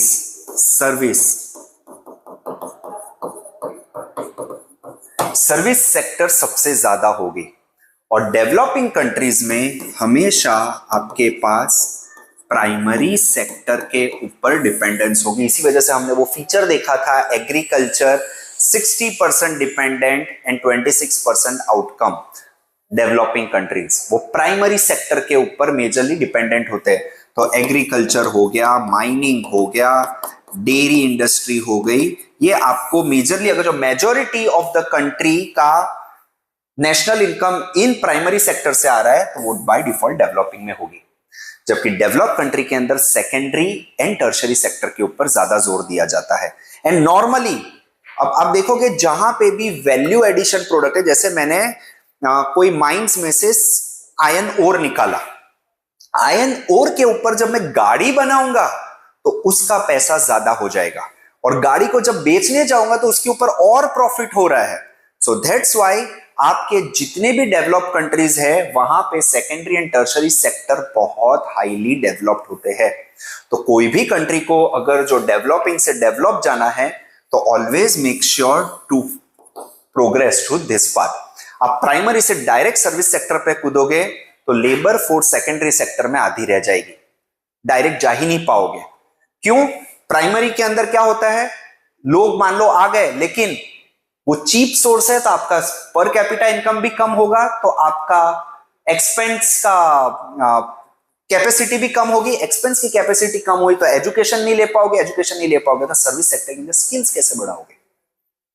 okay, so this is the logic. तो जब भी आप इकोनॉमिक्स पढ़ो तो कोई भी चीज पढ़ने के साथ अपना लॉजिक लगाओ, क्वेश्चनिंग करो कि ऐसा क्यों, and try to find out the answers. That is what we called education. कोई चीज टेक्स्ट बुक में दी है या किसी ने समझाया तो बस उधर रुक मत जाओ। Even what I have taught you, ask questions to yourself कि ये क्यों ऐसा। Try to find out the answers, and if you are not able to find out the answers, please ask the questions in the comments. We will come together and try to come with the answer of those. और जितने interesting answer, no question is stupid. हर एक question is considered to be an awesome question. पूछो question, शर्माओ मत। If you ask the questions, you will grow. आप बढ़ोगे आगे। Questioning पूछना जरूरी है। अगर जो हमारे प्रीवियस जनरेशंस ने क्वेश्चंस नहीं पूछे होते तो आज साइंस इतना डेवलप नहीं हुआ होता। So my main agenda is, जब भी कुछ पढ़ो तो try to ask the questions why, what, how, when, where, ये टाइप के क्वेश्चंस पूछना शुरू करो, आपकी एजुकेशन बहुत रिच होगी। So this is where I am trying to say कि डेवलपिंग और डेवलप कंट्रीज के अंदर, आप डेवलप कंट्रीज में सेकेंडरी और टर्शरी ज्यादा देखोगे क्योंकि वो स्किल्स के ऊपर काम करते हैं। तो इधर ही क्यों ज्यादा डेवलप होता है, इसमें क्यों नहीं होता? एक चीज याद रखना, कोई भी कंट्री के अंदर या तो कोई भी चीज में जब आपका इनपुट के सामने आउटपुट ज्यादा आ रहा है, वो आपके लिए प्रॉफिटेबल बिजनेस है। That is a profitable prospect. अब यहां पे आपका इनपुट क्या है? यहां पे इनपुट बहुत ज्यादा है, your effort, your hard work, your expenses. यहां पे क्या इनपुट है? सेकेंडरी में तो फिर भी इनपुट ज्यादा है, टर्शरी और सर्विस में स्किल्स बनाना इज योर इनपुट, बट उसके सामने आउटपुट आपको मल्टीफोल्ड मिल रहा है। And that's why designing, coding, AI के through, education, these are all very high level, high return oriented sectors. इसी वजह से बड़े बड़े जगह पे, दैट इज कंट्रीज में, यूएस, यूके जो डेवलप है, वहां पे उनकी मैन्युफैक्चरिंग हमेशा थर्ड वर्ल्ड कंट्रीज में या तो जो डेवलपिंग कंट्रीज है उसके अंदर होती है। उनके लोग मेजरली अपनी कंट्रीज के अंदर दिमाग का यूज करके इनोवेशन के ऊपर काम करते हैं, बाकी सारा का सारा मैन्युफैक्चरिंग वो डेवलपिंग कंट्रीज में भेज देते हैं। Okay, so this is the reason जो मैं बताना चाह रहा था, तीन सेक्टर को किस तरीके से डेवलपिंग और डेवलपमेंट क्यों किया जाता है। नेक्स्ट, अब आता है आपका फैक्टर्स ऑफ प्रोडक्शन। इसका मतलब मैंने इकोनॉमी तो समझ लिया, लेकिन इकोनॉमी को बनाने के लिए, पैसे बनाने के लिए कुछ फैक्टर्स होंगे। तो मैंने डेवलपिंग समझा, डेवलपिंग और डेवलप के बाद हमने इकोनॉमिक, नॉन इकोनॉमिक एक्टिविटी समझी, हमने उसके बाद सेक्टर समझे। लेकिन ये इकोनॉमिक, नॉन इकोनॉमिक एक्टिविटी कोई चीज की मदद से बन रहा होगा, तो इनका बेस क्या है? कोई भी इकोनॉमी का बेस क्या होता है? इकोनॉमिक्स का बेस क्या है? इकोनॉमिक्स के चार मेन बेस है, चार फैक्टर्स है जिसके ऊपर पूरा इकोनॉमिक्स बना हुआ है। And what are those four factors? Land, capital, labour and entrepreneurship. एक एक करके थोड़ा समझते हैं। जब मैं लैंड बोलता हूं, लैंड का मतलब क्या है? कोई भी स्पेस जिसको मैं यूज करके कुछ बना सकता हूं, सो that is called my land. एक जमीन, फ्लैट, खत्म। एक जमीन एक नेचुरल चीज जिसको यूज करके मैं कुछ भी अपने काम के लिए यूज करके उसके ऊपर इकोनॉमी क्रिएट कर सकता हूं, दैट इज कॉल्ड लैंड। अब वो लैंड में आपका सिर्फ और सिर्फ जमीन नहीं आती, even river becomes your land, even forest becomes your land. वो अपने आप में नेचर है, बट वो नेचर को जब मैं यूज करूंगा तो वो चीज मेरे लिए लैंड बन जाएगी। ओके, सो आप जब लैंड बोलो तो कोई भी नेचुरल रिसोर्स को मैं लैंड बोलूंगा, तो रिवर्स हो गए, मिनरल्स हो गए, माउंटेन्स हो गए, फॉरेस्ट हो गए, लेक हो गया, ये सारी की सारी चीज आपकी लैंड के अंदर आती है। ओके, तो लैंड मतलब अकेला जमीन नहीं, कोई भी नेचुरल रिसोर्स को मैं लैंड बोलूंगा। अब मैं जब लैंड के ऊपर कुछ डेवलप करता हूं, जिसके ऊपर कुछ बनाता हूं, तो उसको बोला जाएगा कैपिटल। तो फॉर एग्जाम्पल मैंने एक जमीन है, जमीन के ऊपर फैक्ट्री सेटअप करी, एक शेड बनाया, so that shed becomes my capital asset. अब आगे जाओगे तब कैपिटल के अंदर भी एसेट लायबिलिटीज वगैरह करके आएगा, लिक्विड एसेट्स, परमानेंट एसेट्स, ये सारी चीज है। बट कैपिटल का मतलब समझो कि कोई भी चीज लैंड का यूज करके जिसको मैंने बनाया और उसको यूज करके मैं पैसे कमाना शुरू करूंगा, उसको बोला जाएगा कैपिटल। अब कैपिटल के अंदर आपका ये पूरी बिल्डिंग्स भी आती है, कैपिटल के अंदर आपके पैसे भी आते हैं। रखो कैपिटल इज एनी इंस्ट्रूमेंट जो मैनमेड है, मैंने बनाई है, नेचर ने नहीं, नेचर तो लैंड में आ गया, पर जिसको मैंने बनाई है, ह्यूमंस ने बनाया है, उस चीज को प्रोडक्शन के लिए जब मैं यूज करता हूं तो उसको कैपिटल बोला जाता है। ओके, सो मशीनरीज आ गई, टूल्स आ गए, बिल्डिंग्स आ गए, आपका इन्वेस्टमेंट्स हो गया, आपके पैसे आ गए, ये सारी की सारी चीज कैपिटल। पैसे किसने बनाए? ह्यूमंस ने बनाए। मशीनरीज ह्यूमंस ने बनाई। तो जो भी मैनमेड चीज होती है, अगेन आई एम रिपीटिंग, जो भी मैनमेड चीज जो मैं लैंड का यूज करके वो चीज को यूज करके पैसे बनाता हूं, उसको बोला जाता है कैपिटल। यहां पे नेचर है, यहां पे मैनमेड चीज को कैपिटल बोलेंगे। अब लैंड और कैपिटल का यूज करके हम जब एक ह्यूमन को फिजिकल या तो मेंटली काम करवाते हैं, उसको बोला जाता है लेबर। तो जो भी बंदा मेंटल या तो फिजिकल, दोनों को ह्यूमन एफर्ट्स जहां पे लगता है मॉनेटरी गेन के लिए, उसको हम लेबर बोलेंगे। तो जो बंदा फैक्ट्री में काम करता है, जो एग्रीकल्चर के लैंड पे काम करता है, या तो फिर एक ऑफिस में बैठा हुआ है, उसको भी मैं लेबर बोलूंगा, बिकॉज ही इज यूजिंग इधर हिज मेंटल कैपेबिलिटी और हार्ड फिजिकल एफर्ट्स, तो उस चीज को मैं लेबर बोलूंगा। सो लैंड, कैपिटल, लेबर, और इन सब को जोड़ता है एंटरप्रेन्योरशिप, दैट इज, और जो एंटरप्रेन्योरशिप का मतलब कौन करता है? Entrepreneur. A person who takes the risk to bring all these three together, all these three, that is land, labor and capital together to work on an idea is called an entrepreneur. एक बंदा जो risk लेता है land, labour और capital का use करके एक idea के ऊपर काम करना, that person is called an entrepreneur. Okay, और जो एंटरप्रेनर फॉलो करता है, क्या चीज करता है, ये जो रिस्क टेकिंग एबिलिटी है, उसने जो अपना बिजनेस सेट किया है, उसने अपना एक जो प्रोसेस बनाया है, वो प्रोसेस को बोलते हैं एंटरप्रेन्योरशिप। तो एक ये स्किल है, एंटरप्रेन्योरशिप इज अ स्किल, कि कैसे एंटरप्रेनर किसी सबको साथ में लेके कैसे मैं कोई चीज बना सकूं, वो एक स्किल है। सो दैट्स व्हाई एंटरप्रेनर के पास जो स्किल होती है उसको बोला जाता है एंटरप्रेन्योरशिप। अब एक चीज ध्यान रखो, ये चारों फैक्टर में से कोई एक भी फैक्टर मिसिंग होगा तो economy is not possible, economics ठप हो जाएगी।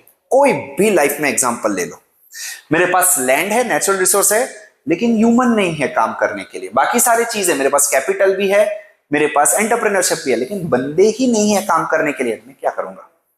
मेरे पास लैंड, लेबर और कैपिटल तीनों है, बट वो बिजनेस को, वो जगह को चलाने के लिए बंदा ही नहीं है, क्या काम? कुछ काम नहीं, इकोनॉमिक्स आगे ही नहीं बढ़ेगा। ओके, सो एक इकोनॉमिक्स को रन करने के लिए ये चारों factor are compulsory to work together. अगर जो एक भी मिसिंग हुआ, economics is of no use. Okay, now let us see the next part. अब आता है आपका इकोनॉमिक एलोकेशन का प्रॉब्लम।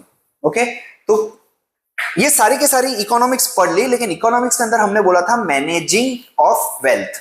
क्यों करना पड़ता है मैनेज? क्यों सारी चीज मैनेज करनी पड़ती है हमें? ऐसे ही हम क्यों नहीं कर सकते आंख बंद करके? द रीजन इज ह्यूमन के वांट्स आर अनलिमिटेड। इकोनॉमिक हम मैनेज कर रहे हैं, इसका मतलब कहीं ना कहीं पे वो प्रॉब्लम जनरेट हुई है, इसी वजह से उसको मैनेज करना पड़ा, इसी वजह से हम इकोनॉमिक्स पढ़ते। तो प्रॉब्लम क्या है? प्रॉब्लम है हमारी wants and desires are unlimited. हम सारी चीज, मैं चाहता हूं कि आज ही आज मेरे पास 100 की 100 गाड़ियों की लाइन हो अलग अलग, बट सामने क्या रिसोर्सेज है इतने? वर्ल्ड का पॉपुलेशन है 8 बिलियन पीपल, वो सब चाहते हैं कि मेरे घर पे अंदर खाना हो, मेरे पास गाड़ियां हो, मेरे पास बंगला हो, मेरे पास खुद एक पर्सनल गार्डन हो। बट क्या हमारे पास उतना लैंड, फूड, चीजें है नेचर में? नहीं। सो हमारे डिजायर्स बहुत ज्यादा है, बट हमारे नेचर के अंदर वो resources are very limited.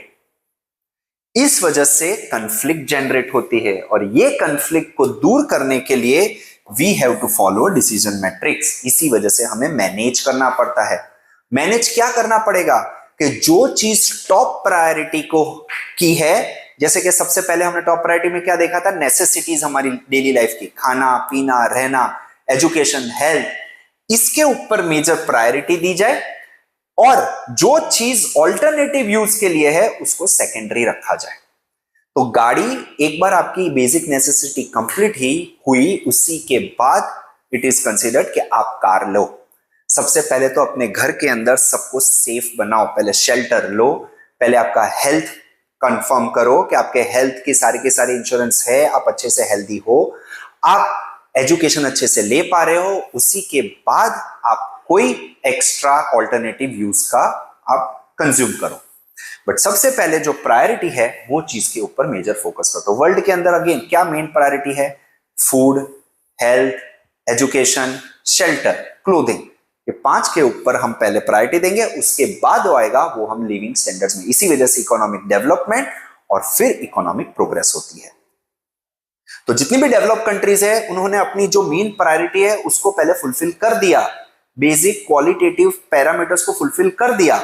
Now they are going into economic progress, because उनकी वो प्रायोरिटी कंप्लीट हो चुकी है। Now they are going into alternative views. Okay, next, अब आती है कितने टाइप के मार्केट है। चलो हमने इकोनॉमिक्स तो पढ़ लिया। अब कोई जगह पे आप देखोगे कि कहीं पे गवर्नमेंट सारी चीजें प्रोवाइड कर रही है, और कहीं पे देखोगे कि आपको बिजनेस प्राइवेट कंपनीज दिखेगी, और इन दोनों का आइडियोलॉजी अलग अलग है। और ये आइडियोलॉजीज कहां से आई? ये आइडियोलॉजीज आई यहां से, undesired wants and limited resource. इन दोनों के बीच में जो जद्दोजहद हो रही है गवर्नमेंट की कि क्या सबको अनलिमिटेड डिजायर्स को फुलफिल करने के लिए कैसे हम डिसीजन मैट्रिक्स बनाए, किसको प्रायोरिटी में रखे, किसको प्रायोरिटी में ना रखे, क्या हम किसी इंडिविजुअल लोगों के हाथ में पावर दे दे कि उसकी प्रायोरिटी कौन सी देनी है कौन सी नहीं, या फिर लोगों के ऊपर छोड़ दे कि उनके लिए क्या प्रायोरिटी है और उनके लिए क्या प्रायोरिटी नहीं है, लेट देम डिसाइड। तो इन दोनों की डिस्कशन, डिबेट, और ये जो एक क्या बोलते हैं कंफ्यूजन से जो 3 सिस्टम निकल के बाहर आए गवर्नेंस के, जो इकोनॉमिक गवर्नेंस के 3 सिस्टम निकल के बाहर आए, वो आए आपके सबसे पहला मार्केट सिस्टम। मार्केट सिस्टम मतलब किसी ने बोला कोई कुछ बंदों के ग्रुप के हाथ में पावर की जरूरत नहीं है कि मेरे को क्या चाहिए और तुम्हें क्या नहीं चाहिए। लेट द पीपल डिसाइड कि आपके लिए क्या प्रायोरिटी है और आपके लिए क्या ऑल्टरनेटिव यूज है। तो यहां पे इसको बोला गया मार्केट सिस्टम। तो मार्केट सिस्टम में क्या होगा, आपकी अलग अलग प्राइवेट कंपनीज होगी, लोगों की डिमांड के हिसाब से, कंज्यूमर्स के हिसाब से वो लोग अपने हिसाब से चीजें बनाएंगे, and let the decision be on the consumers कि आपको क्या खरीदना है क्या नहीं खरीदना है, लेट यू डिसाइड। और जो कंज्यूमर्स मांगेगा उस हिसाब से मार्केट रिस्पॉन्ड करेगी। तो अगर जो मेरे को आईफोन चाहिए तो वो मार्केट के अंदर एप्पल वाले आके बहुत महंगे फोन बनाएंगे, और कुछ जगह पे लेट अस से मेरी बेसिक प्रायोरिटी ही सिर्फ कम्युनिकेशन है, ज्यादा फीचर्स नहीं चाहिए, तो मार्केट के अंदर वो आईफोन आएगा ही नहीं, आपके नॉर्मल से 2000-3000 के कम्युनिकेशन वाले मोबाइल में लॉन्च करूंगा। सो that is market system. Consumer के ऊपर छोड़ दिया कि आपके लिए क्या प्रायोरिटी है और आपके लिए क्या ऑल्टरनेटिव यूज है, यू डिसाइड, और उसके बेस के ऊपर जो सिस्टम बना that is called market system. इसका दूसरा नाम भी है capitalism. It's a free economy. कोई किसी को के ऊपर थोप नहीं सकता कि ये चीज करो और ये चीज ना करो। Okay, it's a free economy. अब ये फ्री इकोनॉमी आपको वर्ल्ड में कहां कहां देखने को मिलेगी? आपको जापान में देखने को मिल जाएगी, आपको यूएस में, यूरोप में, तो जितनी भी डेवलप्ड कंट्रीज है, आपको मेजॉरिटी डेवलप्ड कंट्रीज में ये capitalism that is free economy देखने को मिलेगी। और वहीं पे जहां पे फ्री इकोनॉमी होती है, इसका मतलब है गवर्नमेंट का इंटरवेंशन कम है, गवर्नमेंट का इंटरवेंशन कम है, और प्राइवेट प्लेयर्स का बेस पे डिसीजन है। उनको क्या बनाना है, क्या नहीं बनाना है, let the private people decide, the private companies, industries decide, businesses decide. Government का काम है सिर्फ और सिर्फ देखना कि कहीं किसी का लॉ एंड ऑर्डर नहीं टूट रहा है, कहीं किसी के ऊपर कहीं तरीके से एक्सप्लॉइटेशन नहीं किया जा रहा है किसी बंदे का। Okay, so this is what we call market economy और कैपिटलाइजेशन। अब कैपिटलाइजेशन के कुछ बेनिफिट्स है, कुछ एडवांटेजेस है, कुछ डिसएडवांटेजेस। हर एक सिस्टम के कुछ एडवांटेजेस होते हैं, कुछ डिसएडवांटेजेस होते हैं। अब फीचर्स के अंदर देखा मैंने, जैसे बोला प्राइवेट ओनरशिप होगी, गवर्नमेंट का इंटरवेंशन कम होगा, प्राइवेट प्लेयर्स ज्यादा होंगे, बिजनेसमैन वगैरह ज्यादा होंगे। नेक्स्ट आप देखोगे, अब प्राइवेट प्लेयर्स है तो इसका मतलब कल उठ के किसी बंदे ने बिजनेस बनाया तो किस माइंडसेट से बनाएगा, प्रॉफिट, उसको जितना प्रॉफिट मिलेगा उस हिसाब से वो ग्रो होगा।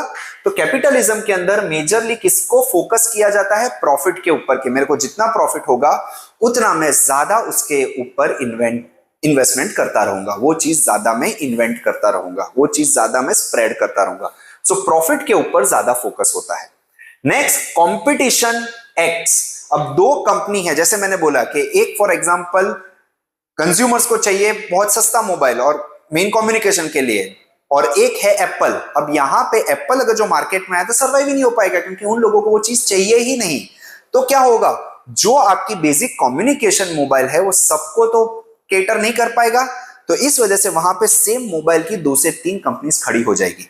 अब जब 3 कंपनी खड़ी हो रही है तो 3 कंपनीज का मेजर फोकस क्या है, प्रॉफिट।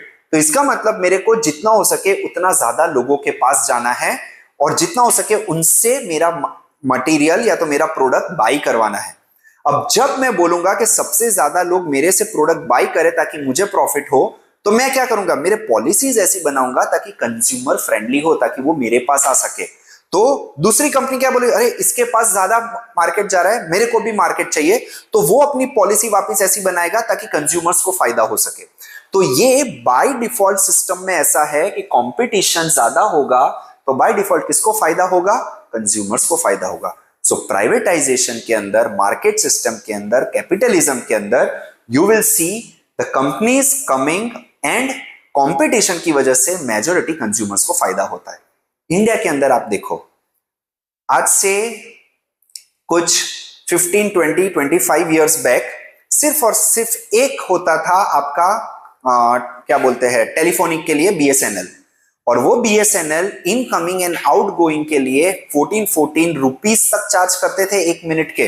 सो अगर जो इनकमिंग आया तो भी आपको पैसे देने हैं, आप कॉल कर रहे हो बाहर तो भी 1 मिनट के 14 रुपए जा रहे हैं।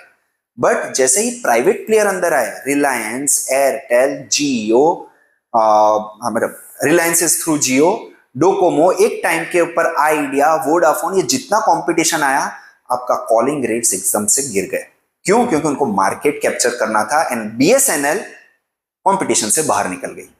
Why? Because the company was not able to sustain or invent or innovate themselves based on the consumers demand. तो जैसे ही प्राइवेट प्लेयर्स आया, ये फायदा होता है कंपटीशन की वजह से कि कंज्यूमर्स के लिए फायदे होने शुरू हो जाते हैं।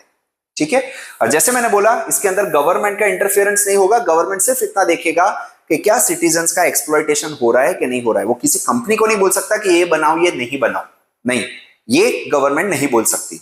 गवर्नमेंट सिर्फ और सिर्फ इतना देखेगी कि सिटीजन्स के साथ कुछ गलत तो नहीं हो रहा है। अब इसके बेनिफिट्स क्या है, जैसे मैंने बोला आपके फीचर्स में ही बेनिफिट्स आ जाता है। एक तो इकोनॉमिक फ्रीडम मिलेगी हर एक बंदे को, सिटीजन के पास सारा ऑप्शंस अवेलेबल है, उनके पास चॉइस अवेलेबल है कि मेरे को कितने रुपए की चीज लेनी है और कितने रुपए की चीज नहीं लेनी है, क्या मेरे को प्रायोरिटी में जाना है, ऑल्टरनेटिव यूज में जाना है, इट इज डिपेंडेंट मी। तो मेरे पास इकोनॉमिक फ्रीडम है, तो मेरे पास 1.5 लाख रुपए का आईफोन लेने का भी चॉइस है और मेरे पास 5,000 रुपए का एक नॉर्मल लावा फोन लेने का भी चॉइस है। So it is completely dependent on benefits. Second, efficiency बढ़ेगी। क्यों बढ़ेगी? क्योंकि कंपनी विल वांट कि जितना हो सके उतना कम टाइम में, कम इनपुट में ज्यादा आउटपुट मिले ताकि मैं ज्यादा लोगों तक पहुंच पाऊं। तो बाय डिफॉल्ट आपकी इकोनॉमी के अंदर, फैक्ट्री के अंदर, लोगों के अंदर एफिशिएंसी बढ़ेगी, कम टाइम में ज्यादा production. Okay, so that is efficiency. Innovation बहुत देखने को मिलेगा, पीपल कीप ऑन वांटिंग। अब एक कंपटीशन बोल रहा है कि मैं सिर्फ ये टाइप का, जैसे नोकिया एक ही टाइप का फोन दे रहे थे, बट वो कुछ इनोवेशन करने में रेडी था, बट जैसे ही मार्केट में एप्पल आए, आपके टच बेस फोन आए, आपका ओएस चेंज हुआ, एंड्रॉइड आया, Nokia was not ready to change this people, क्योंकि लोगों को कुछ ना कुछ नया चाहिए हमेशा उनके कंफर्ट के लिए।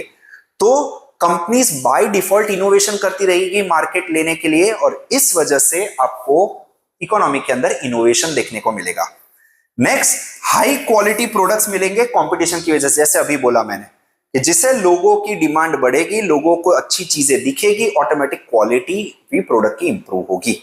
सो this are the benefits, but what are the limitations? आपका देखोगे इसमें जब भी मार्केट इकोनॉमी होगा, उसके अंदर बेसिक नहीं, लग्जरी प्रोडक्ट के ऊपर ज्यादा फोकस किया जाएगा। क्यों? क्योंकि वहां पे मार्केट ज्यादा है, सेकेंड वहां पे प्रॉफिट ज्यादा है, second that becomes a aspirational product. लोगों को हमेशा आगे जाना है, वो पीछे नहीं रहना चाहते। तो जितनी आपकी लग्जरी आइटम्स होगी, वो अपने को लग्जरी के साथ अटैच करते हैं। आज मैं एप्पल का फोन लेके घूम रहा हूं, आज मैं लेट अस से लुई विटो की बैग लेके चल रहा हूं, कोई जितनी भी महंगी बैग होगी उसके साथ लोग उनके एस्पिरेशंस को जोड़ देते हैं। पीपल सी के वो बाप रे इसके पास इतना है, मतलब ये बंदा बहुत अच्छा होगा। सो वो एस्पिरेशन का फायदा उठाया जाता है, और वो एस्पिरेशन के फायदे की वजह से कंज्यूमर्स को eight the end of the day कहीं ना कहीं पे एक्सप्लॉइट किया जाता है। Okay, so this is the limitation, one of the limitation. Second limitation आप देखोगे, जितना हो सके उतना नेचुरल रिसोर्सेज का वेस्टेज बहुत होता है। क्यों? क्योंकि कंपटीशन के टाइम पे जहां पे कैपिटलिज्म होता है, उनका मेन फंडा क्या होता है कि जितना हो सके उतना प्रॉफिट करो, और प्रॉफिट के लिए उनको अगर जो नेचुरल रिसोर्सेज एक्सट्रैक्ट करना भी जितना ज्यादा, because they want their product to be sold as much as possible. एक जन के घर के अंदर का जो एक गाड़ी सफिशिएंट है तो नहीं, they will try to create an aspirational drive कि नहीं, एक घर के अंदर गाड़ी नहीं, हर एक के पास अलग अलग गाड़ी होनी चाहिए। सो इसका मतलब है सब लोग एक्स्ट्रा गाड़ी लेंगे and the company will be happy to sell those cars. इसका मतलब है आपका नेचुरल रिसोर्सेज का वेस्टेज हो रहा है। ओके, नेक्स्ट देखोगे आप कंज्यूमर का, जैसे मैंने बोला इन दोनों से कंज्यूमर का एक्सप्लॉइटेशन ज्यादा होगा। चौथी चीजें, आपकी इनकम डिस्पैरिटी बहुत देखने को मिलेगी। अमीर अमीर होता जाएगा, गरीब गरीब होता जाएगा। बिजनेसमैन कैपिटलिज्म के थ्रू पैसों से पैसे प्रॉफिट बनाता जाएगा, और जो एक गरीब है वो गरीब का गरीब रहेगा अनटिल एंड अनलेस। देखो ये एक I normally do not believe in this part. ये मेरा पर्सनल ओपिनियन है, योर ओपिनियन में भी different, don't rely on my opinion, I am just sharing over here. ये मेरा पर्सनल ओपिनियन कि इनकम डिस्पैरिटी बढ़ती है, बट दोज पीपल जो अपनी स्किल्स के ऊपर काम करते हैं, जो हार्डवर्क करते हैं, वो इनकम डिस्पैरिटी नहीं दिखेगी वहां पे। If people grow by default, वो स्किल्स के ऊपर काम करेंगे, एजुकेशन लेंगे, तो गारंटी है कि वो भी एक स्ट्रेटा से ऊपर आएंगे। बट जो नहीं मेहनत करना चाहते, जो पूरे दिन इंस्टाग्राम स्क्रॉल करते रहते हैं, जो मेजॉरिटी टाइम डिस्ट्रैक्शन मूवीज वगैरह देखते रहते हैं, स्किल्स नहीं बढ़ाते हैं, वहां इनकम डिस्पैरिटी आती है। एंड मेरे हिसाब से वो लाज भी है।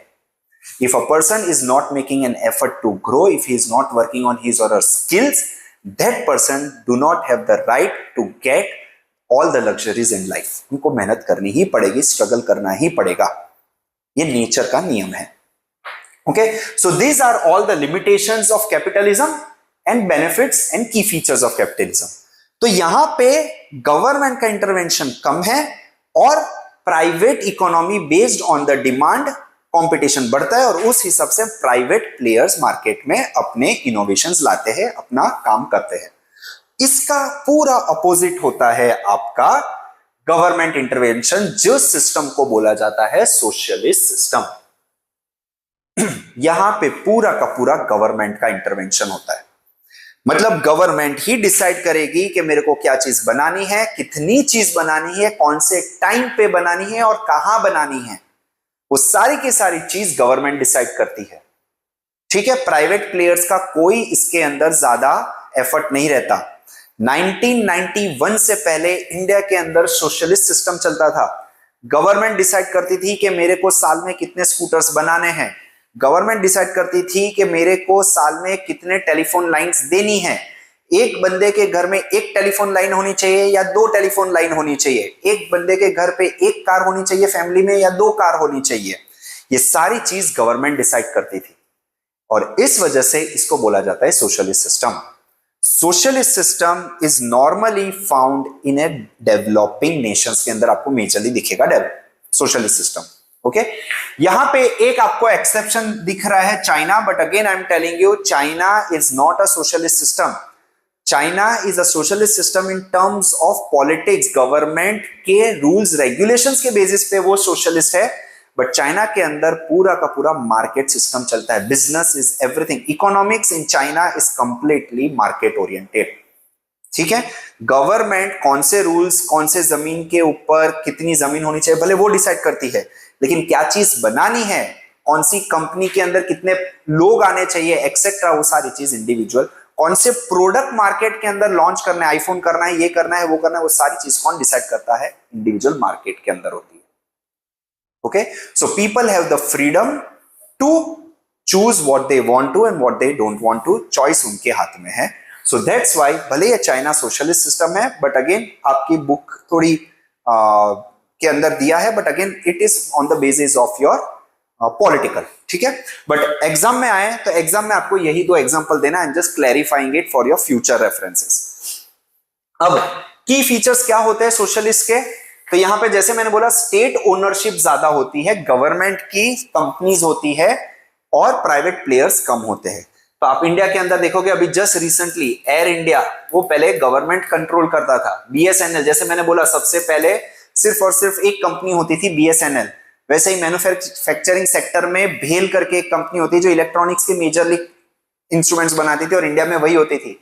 एक टाइम था इंडिया के अंदर जब आपने एक स्कूटर लेना है आपको 10 साल वेट करने पड़ते थे। क्यों? क्योंकि गवर्नमेंट ने प्राइवेट कंपनीज के ऊपर कोटाज रखे थे कि साल के 1 लाख 2 लाख 5 लाख स्कूटर ही बना सकते हो आप।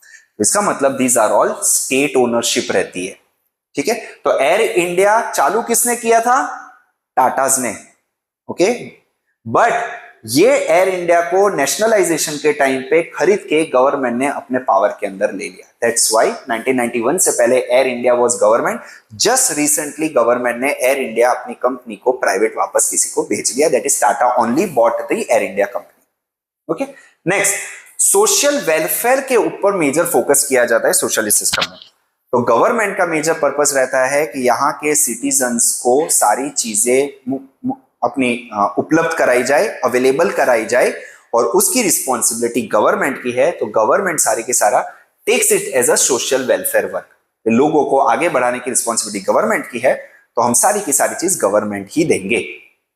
ओके, स्टेट मशीनरीज डिसाइड्स के, जैसे मैंने बोला what how whom to produce, क्या करना है क्या नहीं करना है, और प्रॉफिट के ऊपर मेजर फोकस नहीं होता है इनका, क्योंकि सोशल वर्क है, लोगों के लिए करना है, तो प्रॉफिट नहीं चाहिए, हम सिर्फ और सिर्फ लोगों के काम करेंगे। सी, तो दैट इज कॉल्ड सोशलिस्ट। अब इसके बेनिफिट्स है, लिमिटेशंस है। तो जो कैपिटलिज्म के आपके बेनिफिट्स थे वो इसमें लिमिटेशंस में आ जाएंगे, और जो वहां पे लिमिटेशंस थे वो इसके अंदर बेनिफिट्स में आ जाएंगे। ठीक है, तो देखो बेनिफिट्स क्या है? प्रोडक्शन बेस्ड ऑन नीड, वहां पे रिसोर्स का वेस्टेज होता था, यहां पे जितनी नीड है उतना ही प्रोडक्शन होगा। Next, no resources are wasted, जैसे मैंने बोला वहां पे रिसोर्सेज वेस्ट होते थे, यहां पे कोई रिसोर्सेज वेस्ट नहीं होगा। वहां पे लग्जरी आइटम्स के ऊपर ज्यादा दिया जाता था, यहां नीड के ऊपर ज्यादा काम, जो जरूरी है उसके ऊपर फोकस किया जाएगा। Next, disparity of income is removed, वहां पे डिस्पैरिटी ऑफ इनकम था, मैंने बताया था अमीर अमीर गरीब गरीब, यहां पे वो चीज नहीं होती, गवर्नमेंट डिसाइड करेगी किसको कितना पैसा देना है, कितना प्रोड्यूस करना है, किसके घर में क्या होना चाहिए। ठीक है, नो एक्सप्लॉइटेशन होगा, वहां पे एक्सप्लॉइटेशन के चांसेस थे, क्योंकि मार्केट आपको ऐसे मार्केटिंग करेगी कि आपके घर में 4 गाड़ी नहीं होगी तो यू आर अ फेलियर, जबकि इधर ऐसा कुछ भी अवेलेबल नहीं। ठीक है, अब इसके लिमिटेशंस क्या है? तो लिमिटेशंस है नो इंडिविजुअल मोटिवेशन, अगर जो सारी चीज गवर्नमेंट ही बोलेगी तो मैं क्यों काम करूं, मेरे को अपने स्किल्स बढ़ाने की क्या जरूरत है, मोटिवेशन ही नहीं है मेरे को आगे बढ़ने के लिए। जब गवर्नमेंट ने बोला है कि साल की 1 लाख गाड़ी नहीं बनानी है, मैं 1 लाख गाड़ी बना के बैठ जाऊंगा, क्यों एक्स्ट्रा करूं, एफर्ट डालूं, मैं क्यों इनोवेशन के बारे में सोचूं कि एक जगह के अंदर 1 गाड़ी बन रही है, मैं 10 गाड़ी कैसे बना सकूं, प्रॉफिट ही नहीं है मेरे को, तो मैं क्यों खाली फॉरवर्ड इसके ऊपर ध्यान दूं। तो देखो इंसेंटिव टू इंक्रीज प्रोडक्शन ही नहीं होगा, इंसेंटिव टू इंक्रीज प्रोडक्शन नहीं होगा, इसका मतलब यहां कहीं पे आपका इनोवेशन भी नहीं होगा। नेक्स्ट, गवर्नमेंट डिसाइड कर रही है आपको क्या लेना है क्या नहीं लेना है, इसका मतलब इंडिविजुअल फ्रीडम भी तो चली गई। क्या खरीदना है क्या नहीं खरीदना है वो तो सारी चीज गवर्नमेंट डिसाइड कर रही है। मेरे को एप्पल लेना है या वन प्लस लेना है या लावा लेना है, कोई ऑप्शन मेरे पास नहीं है, तो सारी चीज गवर्नमेंट डिसाइड कर रही है। और लास्ट लिमिटेशन इनका जो होता है, फियर ऑफ ब्यूरोक्रेसी। इंस्पेक्टर कभी भी आके रेड मार सकता है, मेरे को पकड़ सकता है, तो मैं अपने मन के हिसाब से करूं तो गवर्नमेंट की आंखों में आ जाऊंगा, क्योंकि गवर्नमेंट के लॉस के अगेंस्ट है। इस वजह से मैं ब्यूरोक्रेसी के डर से कभी कुछ नहीं करूंगा। हमेशा आपको गवर्नमेंट ब्यूरोक्रेसी का हमेशा डर रहता है। ओके, तो पहले देखा मिक्स्ड, हमने देखा सोशलिस्ट। अब आगे जाते हुए कई सारी इकोनॉमी ने सिस्टम में इन दोनों के बेनिफिट्स को ऐड करके एक थर्ड सिस्टम बनाया, which is called a mixed economy. And India, France and UK are the 3 countries जहां पे मिक्स्ड इकोनॉमी चलती है। मिक्स्ड इकोनॉमी का चलना अगर जो शॉर्ट में बताओ तो एक सेक्टर के अंदर अगर जो स्कूल्स फॉर एग्जांपल लेता हूं तो आप गवर्नमेंट की स्कूल्स भी देखोगे, प्राइवेट स्कूल्स भी देखोगे। हॉस्पिटल्स, गवर्नमेंट की हॉस्पिटल्स भी होगी जो सिटीजन्स के लिए काम करेगी ताकि लोगों को एक्सप्लॉयटेशन ना हो। प्राइवेट हॉस्पिटल्स भी होगी जो मेजरली क्वालिटी के ऊपर ध्यान देगी, उनकी एफिशिएंसी के ऊपर ध्यान देगी, इनकम लोगों के बढ़ाने के लिए प्रॉफिट के ऊपर ध्यान देगी। ओके, तो ये सारी चीजें आपको मिक्स इकोनॉमी में मिल जाती है, जहां पे मेजर क्या है, कंट्रोल इकोनॉमिक सिस्टम तो है, बट किसके लिए, जो गवर्नमेंट की पब्लिक की जो सिस्टम है, पब्लिक ने जो मतलब गवर्नमेंट ने जो हॉस्पिटल स्कूल्स बनाए हैं वहां पे गवर्नमेंट का कंट्रोल होगा, प्राइवेट के ऊपर कोई कंट्रोल नहीं है। ठीक है, तो गवर्नमेंट का इंटरवेंशन सिर्फ और सिर्फ गवर्नमेंट के ऊपर चलेगा, प्राइवेट के ऊपर नहीं चलेगा, और ये दोनों एक साथ मैनेज होते हैं, चलते रहते हैं। देखते हैं हम इंडिया के अंदर बहुत ब्यूटीफुली चल रहा है। जो गवर्नमेंट स्कूल्स है वो गवर्नमेंट चलाती है, जो प्राइवेट स्कूल है वो प्राइवेट चलाती है। बट अगेन इंडिया के अंदर अभी भी कुछ सेक्टर्स ऐसे हैं प्राइवेट होते हुए भी गवर्नमेंट का इंटरवेंशन ज्यादा है। क्यों? Because government is not able to run their own institutions properly. ये हर इकोनॉमी में होता है। डेवलपिंग इकोनॉमी जब डेवलप तक जाती है तो धीमे धीमे सारी चेंजेस आती है। सो आप बस ये माइंडसेट में बनाओ कि इंडिया के अंदर तो सारी चीज बिगड़ी है, नहीं। गवर्नमेंट के इंस्टीट्यूशंस बहुत हद तक इंप्रूव भी हुए हैं। यू सी, इसरो को देख लो आप, कई सारे हॉस्पिटल्स को देख लो आप, कई सारी स्कूल्स देख लो, कई कई स्टेट्स के अंदर schools are more better than the private schools, और कुछ स्टेट्स के अंदर नहीं है। वो धीमे स्लो एंड स्टेडी प्रोग्रेस होता है। हर एक country goes through this cycle. But what I am trying to say is, आपको ये दोनों चीज देखने को मिलेगी मिक्स्ड इकोनॉमी के अंदर, जहां पे गवर्नमेंट स्कूल्स अच्छे से भी फंक्शन कर रही होगी, नहीं भी कर रही होगी। प्राइवेट स्कूल्स होगी जो अच्छे से फंक्शन कर रही होगी, नहीं कर रही होगी। गवर्नमेंट हॉस्पिटल्स होगी जो बहुत अच्छे से मैनेज हो रही है, प्राइवेट हॉस्पिटल्स होगी जो अच्छे से मैनेज नहीं हो रही होगी। ठीक है, so you will find both this. अब यहां पे क्या फायदा हो गया, everything is dependent on the consumers. आप कहां जाना चाहते हो, क्या पब्लिक गवर्नमेंट की ओरिएंटेड स्कूल्स हॉस्पिटल्स में या प्राइवेट के अंदर। आपको क्वालिटी कहां अच्छी दिख रही है, कहां पे आपके एलिजिबिलिटी या तो फिर आपके एक्सपेंस के हिसाब से, आपके कैपेसिटी के हिसाब से आपको कौन सी चीज, पब्लिक ज्यादा मतलब गवर्नमेंट ओरिएंटेड इंस्टीट्यूशंस में जाना है या प्राइवेट ओरिएंटेड इंस्टीट्यूशन में जाए, you are free to adopt anything. ठीक है, गवर्नमेंट काम कर रही है सोशल पर्सपेक्टिव से, प्राइवेट काम कर रही है प्रॉफिट के पर्सपेक्टिव से, दोनों ओपन छोड़े हैं। गवर्नमेंट अपना काम कर रही है सोशल प्लान से कि मैं लोगों के लिए जितना हो सके, जितने लो लेवल पे लोग हैं जो नहीं कमा पा रहे हैं उनका एक्सप्लॉइट ना हो प्राइवेट के थ्रू, तो हम बैठे हैं, प्राइवेट बोल रहे हैं ठीक है हम भी बैठे हैं, आपको हमारे पास आए तो आओ, बाकी हम मेजरली क्वालिटी और इसके ऊपर जितने भी ज्यादा अगर जो चाहते हैं कि कोई प्राइवेट के पास आने करके करवाना चाहता है, महंगे में प्रॉफिट ओरिएंटेड करवाना चाहता है, आप हमारे पास आ जाओ। So it's beautifully managed in India. Okay, improvement का हर जगह स्कोप होता है और वो हमेशा रहेगा और होता रहेगा। वो धीमे धीमे सारी चीज चेंज होती जाएगी, अपग्रेड होती जाएगी, इंप्रूवमेंट होता जाएगा। Okay, so this is how the public and private things are managed in a mixed economy. अब मेजरली देखा जाए तो प्राइवेट के अंदर आपको एग्रीकल्चर, ट्रेड, कंज्यूमर गुड्स के ऊपर भी होगा, और पब्लिक के अंदर heavy industries, defence, railways, electricity. अब धीमे धीमे करके ये सारी की सारी अभी भी पब्लिक सेक्टर गवर्नमेंट के हाथ में, यहाँ प्राइवेट के लिए नहीं खोला था। धीमे धीमे government is letting all the private industries to enter this sphere also to increase the efficiency, क्योंकि प्राइवेट प्लेयर्स की वजह से एफिशिएंसी इंक्रीज होती है। मैंने स्टार्ट में लास्ट में बोला था, गवर्नमेंट इनोवेशन, गवर्नमेंट कंपनीज के अंदर, इंस्टीट्यूशंस के अंदर इनोवेशन बहुत हद तक नहीं होता है, बिकॉज वहां के एम्प्लॉयज को कोई इंसेंटिव ही नहीं है इनोवेशन करने का। So what government does is it brings in private players along with them into the competition, so that by default innovation होता रहे, एफिशिएंसी बढ़ती रहे। Okay, so this is how mix economy में private and public दोनों coexist करते हैं एक साथ। Okay, next, so this was the last part. इसके बाद जो नेक्स्ट है वो आपका कंटिन्यूएशन में है, next chapter, that is chapter number 16, जो हम नेक्स्ट वीडियो में देखेंगे।